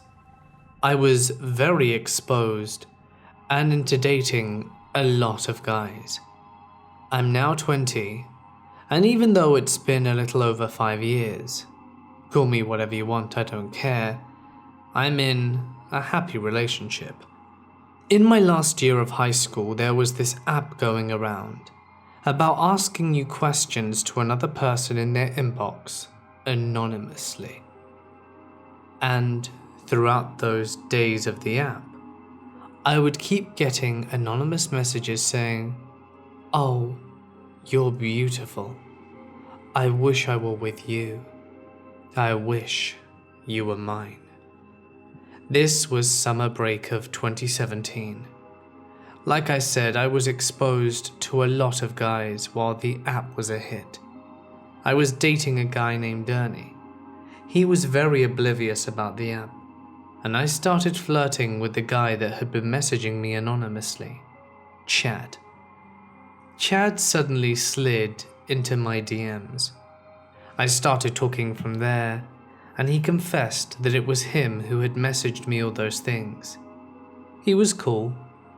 He showed me his SoundCloud music, in which I told him they were lame to begin with. I'm a straightforward person, and I guess he liked that. A month went by and we were talking, and I thought it was just as friends, until he told me that he had feelings for me. Now in my town, everyone knows everyone, whether it's through friends or social media or school. So I kind of knew who he was in a way, but had just never really met him in person. But anywho, I told him that I was single, even though I was still with someone, and started talking to him. 2 weeks go by, and I told Ernie that it was over, because I thought I had feelings for Chad, and I had told Chad that I was into him. A couple of weeks go by from then, and I was dating Chad. But while still speaking to Ernie, one thing led to another, and we ended up hooking up. This made me feel guilty. But being the straightforward person I was, I just let Chad know what had happened, and I did feel bad. He told me what a lot of guys would say. I still love you, it doesn't matter anymore. I still couldn't live with myself, the idea that I had kind of cheated on him, and told him there was no way I was going back to him when I hooked up with Ernie, as in doing so it made me realize I still had feelings for Ernie, and not Chad. This is where he starts to harass me. He was very persistent that he forgave me, and that nothing would change the way he saw me, and I kept saying that I didn't want to be with him. Bear in mind that the time frame of our communication from when I started flirting to when I ended it was about 2 to 3 months. I had to block him on everything I had, Snapchat, Instagram, my personal mobile number, as I thought I'd made it clear I didn't want to have anything to do with him. He would then start making accounts and request me. In the pictures he uploaded, he would write paragraphs about how much he missed me, and that would just creep me the hell out and cause me to block him immediately. He created 12 other accounts and messaged me. They are all from him, telling me how much he missed me, how he was crying and hadn't slept in days. I ignored everything until he started contacting my brother and sister. They showed my dad, who in turn got super pissed at me for causing such a mess. I told him that he'll get over it, and that all Chad needed was time. But I was wrong. For the next 1.5 years, he would create accounts, download apps, and have a temporary number and call me through it. I knew it was him, and never answered. That is until he threatened me. He told me that if I didn't talk to him, he would expose my nudes. Now I worked as a receptionist and had just started having panic attacks, and I began crying and couldn't stop shaking, and I needed to be sent home for the day after that. He did stop for about a month or so, and then went back to it, but this time he would call me with a blocked number. I answered not knowing who it was, because a month or more went by from not knowing about him, and it was Chad. I started going off at him until he began crying. I told him I was going to get a restraining order, and then he said he just wanted to be friends. I thought it would be cool, because I was already going out with someone which is my current boyfriend. So I accepted that we could be friends, until he started calling me names and started questioning me on why I left him. I also needed a better excuse to leave him, and I told him, "You're crazy and need help," and blocked him immediately. I live in the city of Montbello and work in Tustin, and have the morning shift from 5 AM to 2 PM. Every day when I go out to my car to get to work, I see a person from the corner of my street with a black hoodie, always staring in my direction. At first, it was like, whatever, because I live in a ghetto neighborhood and see sketchy things all the time. Then, one day, I told my neighbor to come out with me to my car, as he's a tall, buff guy. When I see the hooded guy in the corner, I yell out to him, "Chad, I'm getting that restraining order on you," and he ran off, never to be seen again. A week passed with no sign of him, until one day I get a call from the blocked number, and obviously I decline it. Ever since I declined the blocked number, I get at least 30 to 50 calls from him every day. I am unable to get the restraining order since I have a very busy schedule. He leaves voicemails, some of him singing, some of him cursing me out, and some of him crying and saying how I was his first girlfriend. On March 13th, 2019, he called me 30 to 50 times a day. I know some will say switch your phone number, but I can't either way. I have 2 times, and he still manages to find me. I don't wish this upon anyone. I just want to be at ease. This happened when I was about 13 years old.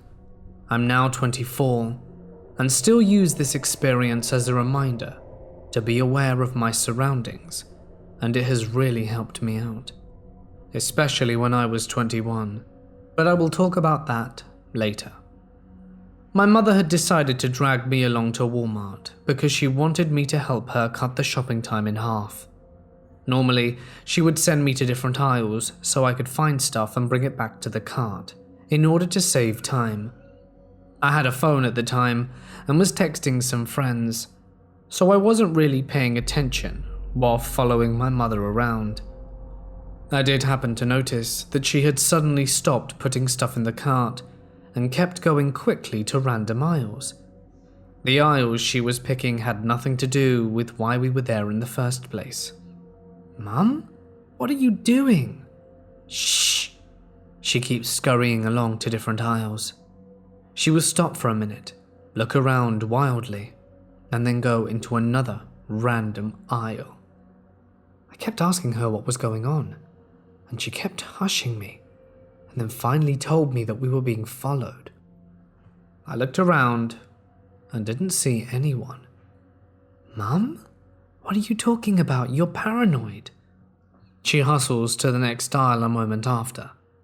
She then goes between the aisles and stops short, me nearly bumping into her.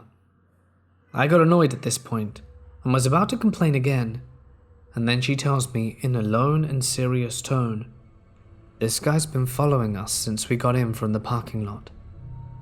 I thought he was weird, because he came down the first 2 aisles with us. I went to a different aisle, and he had no business to be in the baby aisle, like little boy's aisle. Then I went into the women's lingerie aisle, and he had been following us, staring. I didn't really know what to say, but then she butts in and quickly says, "I stopped here for a reason. He'll be looking out for us. Look down that aisle, peek your head around the corner. He's going to come looking for us, and when you make eye contact with him, watch his reaction." I was a little creeped out, but looked down the empty aisle, and sure enough, this man in a brown jacket, dirty jeans, and a big 70s looking moustache comes peeking down the aisle all hurried, like he'd been fast walking. He and I make eye contact, and his eyes widen. I know my mother was behind me looking at him too. He saw both of us looking, and I guess his shocked expression was him realizing he was busted, because he hauled ass and ran the other way. We left right after that, and went home. My mother always told me to pay attention to your surroundings, and her lessons are very likely what saved my life years later. This is the second story. So I stopped Lyft driving because of this kind of incident. It was nothing to do with Lyft, but because driving at night makes situations more likely to happen. But onto the story. I was Lyft driving about 3 years ago. I'm a female and was 21 at the time, and just looking to make extra cash for the bills.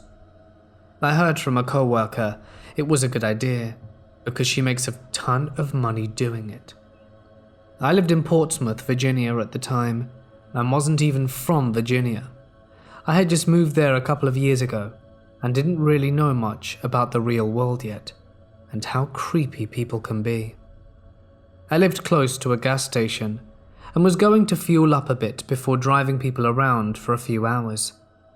I pulled up to the gas station at about 9 at night and parked next to a pump. I got out and was on my way inside the gas station when I noticed something weird.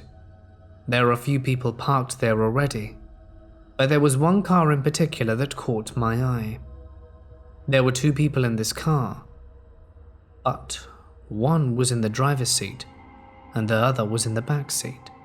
I found it odd because you would think the backseat passenger would be sitting in the front seat, but I dismissed the thought because there may be a third person inside the gas station. I went inside, paid for my gas, and then was walking out of the store when the dude in the back seat opens the door and starts walking towards me. What I noticed first was he was wearing some sort of colourful suit that you will typically see people wearing during Easter. It was baby blue, but the outer jacket was gone. He was wearing the pants and nice fancy shoes as well. But then I saw what instantly disgusted me. He was wearing a belt that was unbuckled and his fly was unzipped. His pants were completely undone. I tried to move past him, but he starts saying, "Miss, miss," loudly, and begins following me. He's got super close to me, and I whirled around to face him. He started smiling and asking me if I had COX internet, because him and his buddy were selling it. Number 1, he wasn't wearing a uniform, and number 2, his car didn't even have a company logo on it. Anyway, I tried keeping the distance between us. He starts telling me to hold on and to wait, and then asks me if I have a boyfriend. I was 10 feet from him at this point, loudly saying, "Yes, I do have a boyfriend," and went into my car. I didn't want to pump my gas. Something was weird about this. I quickly texted one of my girlfriends about it, and something told me to look up. I noticed the dude get back into the back seat of his friend's car, and they drove slowly to the edge of the gas station like they were going to leave, only they were both looking at me. I locked my doors and put my key in the ignition. I was watching them, and then it happened. They slowly backed away from the exit and drove slowly next to me, and suddenly both of them jumped out their car and ran to my passenger side door. I floored it out the gas station. They followed me down the street a little bit, but I swerved last minute into a well-lit parking lot of a grocery store with a lot of people, and they left me alone. I cried on the phone to my friend and drove to her place. I quit Lyft driving after that. I don't know what their intentions were, but they surely weren't good. Ladies, if you feel something's wrong, listen to your gut and get the hell out of whatever situation you're in. No ifs and no buts. When I was a lot younger, around my early teens, I had a pen pal who I would exchange emails with. Her name was Natsume, and she lived in Japan. I found out she would be visiting America around summer vacation as part of a club activity, or something along those lines. My mother worked for a travel company at the time, and was able to get a little miniature trip pulled together for us to go to Boston, where Natsume would be staying. I was excited about meeting my pen pal in person. It's something I looked forward to greatly. I spent the better part of 2 months wondering what she would be like in person, if she spoke good enough English for us to understand each other. Well, it turned out to be all for nothing. After several days in Boston, we were unable to get together, except for a very brief moment the night before I was going home.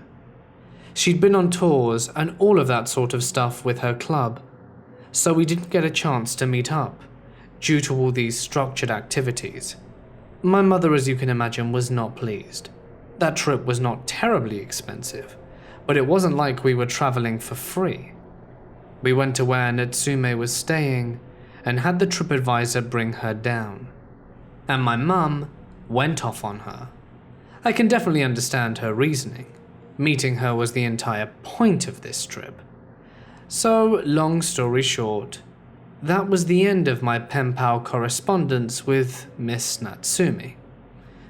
Now, here's where things get kind of strange. On the same night, I went for a little stroll outside the hotel. There was a Wendy's I could see was open from the hotel room. My mum was asleep, and I had $5 burning a hole in my pocket. Plus, my little delinquent ass wanted to smoke outside where it was nice and cool. As I stepped out through one of the fire doors of the hotel, I lit up a cigarette, and a guy in his late 20s approached me.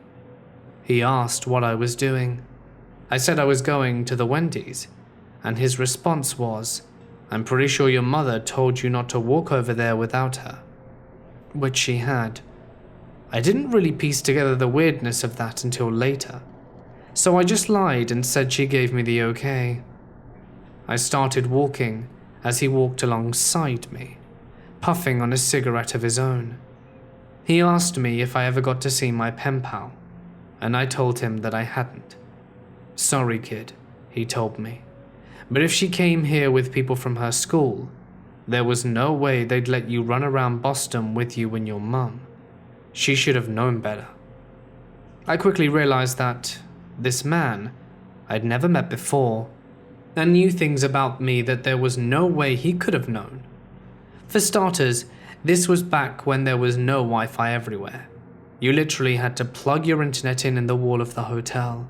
So it's not like I'd been on the internet announcing my plans and crap.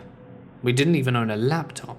Hell, we didn't even use the hotel phone the entire time we were there. Who the hell is this guy? And how does he know so much about me? Asking seemed like a really bad idea, so I didn't. He walked me all the way over to the Wendy's. "Hurry up and get your food, kid," he told me. "I won't tell if you won't. Just make it quick. It's late." Well, I got my food, and the creepy man stood outside the restaurant while I ate. Then when I got out, he escorted me back to the hotel. We talked a little about video games as we walked, Sonic Adventure 2 specifically, because I'd been playing religiously before coming on this trip. We both parted ways, and the man told me, "If your mum asks, just lie, and say you were in the exercise room, and throw your cup out before you go upstairs." I'd been dicking around in the exercise room every night at the hotel. I liked playing on the treadmill and pumping iron. This person, who I'd never met before, who I never saw again, knew so much about me that he could pass for my older brother. I still wonder what it was about to this day, and this seemed like a good place as any to tell this story. It was a strange trip. Growing up in a small town, you often have the mentality that you know most people who you live with, which is very often the case. In mine, when I was 14, I thought I knew everybody. Obviously not by name, but for the most part by face.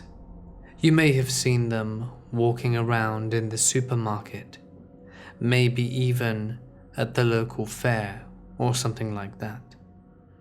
I never really knew much about Mark. He was always very much a peripheral character in my life. I was semi-aware of his existence, as I'm sure I was for most, but I didn't know anything about him. Which is why when he started speaking to me in school one day, I didn't just disregard him, and spoke to him very openly, and we had polite conversation. He seemed nice. He was telling me about his pet Komodo dragon that he kept at home, which I found very fascinating. We talked, and then it was time for class, so off I went. When I went to sit down and was pulling out my pens and paper, did my friend sit next to me and start grilling me on why I was speaking to him. I didn't really understand where this was coming from until she elaborated that Mark had been creepy as hell. and that he had followed her home from the fete the year before, never speaking to her the whole time, just following her from the distance until she reached her home. This unnerved me, and in an act of solidarity, agreed to not speak to him again, as she was a very close friend. A few days passed and I hadn't seen Mark, but then I bumped into him in the hallway. We were just looking at each other intently for those few seconds before I brushed past him and carried on my way. I wasn't sure if I should say something or nothing at all, nothing being the better option in my opinion. But I think he understood from my body language that I didn't want to speak with him. The way I looked at my shoes as I walked away. Some time passed after that, and I didn't see him anymore. For the most part, I forgot about him, and he went back to being a peripheral character in my life. But that's when the periphery began bleeding through, and Mark started getting brave. I'd see him more often. If I was sitting reading a book under a tree or in the library, I might find him peeping at me through the shelves or through a bush. This to me, even whilst writing it, sounds silly, cartoonish and exaggerated, but I assure you, these were his very actions. There'd be times when I would speak to my friends at the lunch table, catching up over our classes and the local gossip, and he would be looking, just staring at us from the distance. We'd comment on it, but I knew he was really just staring at me. He never said anything, and whenever I looked, he'd always look away, pretending that he were doing something else. I didn't try and talk to him about it. I didn't think it were worth my time. We both knew what he was doing. Why bother addressing it, I thought. And besides, he was only 14, as was I. What was the worst that could happen? That was, of course, my mistake. A few weeks after, did the stalking truly turn up a notch. It was starting to get cold now. Winter was certainly coming in early this year, and as I was passing by some houses on my way home, did I look back because I felt like eyes were boring into the back of my neck. Not too far away was Mark, wearing a hooded sweatshirt, approaching me rapidly. Part of me thought that I could just wait until he caught up and tell him to back off. But the other part of me felt that something was very wrong about this, and I ran like my life depended on it all the way home. Just as I was reaching my door, did I turn around and see him panting and running, nearly reaching the door itself, which I slammed shut just in time before he arrived. I didn't want to know why he was chasing me, but when I opened the door all panicked and panting, it alerted my father. My father instantly called the police, and having a friend in law enforcement in a small town really does make a difference. They immediately sent a car out, and Mark was found pretty quickly. When they picked him up, they searched him, as there was something very ominous about the way he was dressed.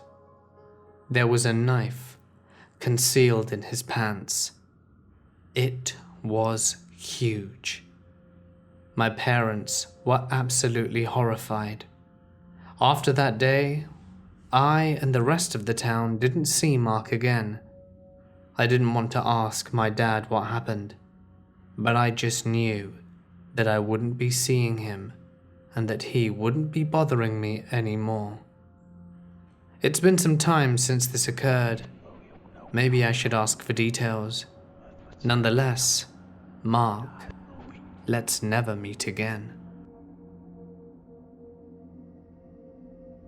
I had two stalkers, One tracked down where I worked from a discussion we had on IRC, and showed up at my work and browsed the store for an hour before coming up to the counter and asking me a bunch of nonsensical questions. He finally asked me if I knew who he was and said I had no idea, and he said he was a paranoid android from IRC and asked if I wanted to get a coffee after work. I politely declined and he left, but showed up again for the next day and just stood around and talked to me while I worked. He continued doing this for weeks, just showing up and talking to me, while I basically ignored him, and I finally had to say that I had a boyfriend and that he couldn't come in anymore. I didn't want to lie, but it just creeped me out so much. He showed up again a month or so later and asked if I still had a boyfriend, and I told him we got engaged and were moving far, far away. The second stalking was online only, thankfully. It started in the MySpace days and continues to this day. He finds me everywhere I go. I don't have a Facebook account in my real name because of this guy. He doesn't know about this Reddit account, thankfully. It's the only place I can post without worrying. Obsession is a weird thing. I met a guy online. We spoke for a day or two, but I was at the tail end of my degree, and things were getting to be a lot. So I decided that there would be no dating until I was done. I let the handful of guys that seemed nice know before deleting the dating app, so they would know why I deleted it and wouldn't think I ghosted them. He happened to be online when I sent it and said I seemed cool and asked if we could keep in touch. Sure, no worries. I added him on Facebook. Maybe once a week he'll ask how I was. Normal conversation stuff. I'd chat about uni, work, the gym, whatever. And after about perhaps 2 to 3 months, he's like, hey, we've been chatting for a bit. Why don't we grab a coffee? I'm like, yeah, sure. He seemed nice enough. I reiterated it would be as friends, and that was fine with him. I was about to head into exams, so we made plans for the 3 weeks' time after I had finished. He started messaging me more and more regularly after making plans, more than once a day, and starts calling it a date, which people call catching up coffee date without it meaning an actual date. But I wanted to make sure that we were still on the same page, so I just said, hey, you keep calling it a date. Just to make it clear, we're just catching up as friends. He snapped. He was sending me all sorts of horrible things on Facebook, so I blocked him. I gave him my number when we made plans though, so we started calling and leaving voicemails. It was late, so I put my phone on silent and went to sleep. Next morning, I wake up to 37 missed calls and voicemails between 10 PM, continuing until 4 AM, as well as a multitude of horrible texts. Now this was 7 years ago, when you couldn't just block someone on a phone.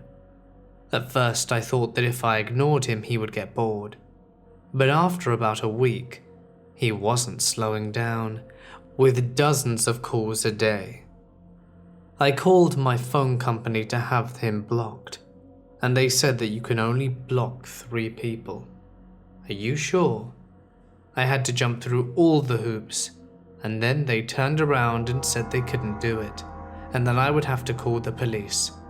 So I did, and they told me I'd have to call the phone company, but I could make a statement of harassment in case he did something more. 3 weeks later, he's still going strong, but in his texts, he starts saying he's going to force me to go on a date with him. I won't have a choice.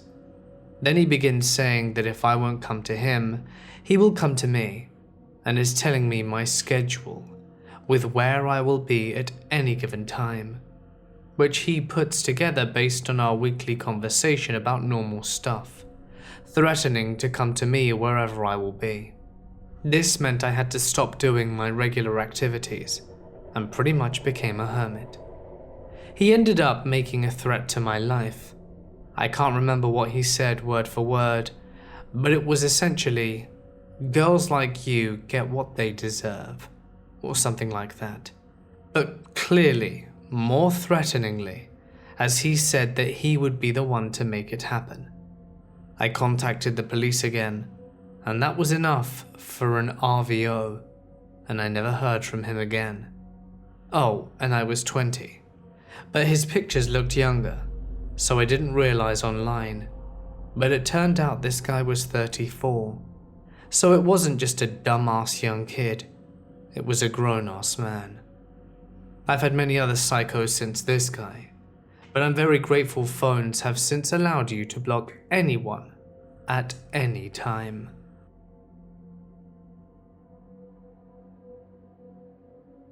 This is the story of my mum's stalker. She kept getting weird poems and letters stuck into our mailbox. Creepy, romantic, often pretty obscene, talking about forbidden love and secret admirers. She had no idea where they were coming from. No one in the neighborhood was weird, and everyone was like my family. And she was happily married, and couldn't think of anyone she knew who could be into her. My dad wasn't worried. He trusted her and they had a fantastic marriage, and being the type of guy he was, always told her he'd take care of it if anyone were to man up past sending letters and threaten her on their marriage. One day, she got another letter, with a line reading something like, "I want what I see between the lines." She had no idea what it meant, and pondered it for a bit until she connected the dots from the other letters. The lines were the horizontal blinds we had in the kitchen, where she often was. Her stalker, our neighbor, that was a husband and a father, was peeking at her through the blind for months. Upon finding out, my father grabbed a metal bat, smashed the hell out of his mailbox, and nearly kicked down the guy's door and had a word with him. They moved shortly after, and that may or may not have been completely by choice.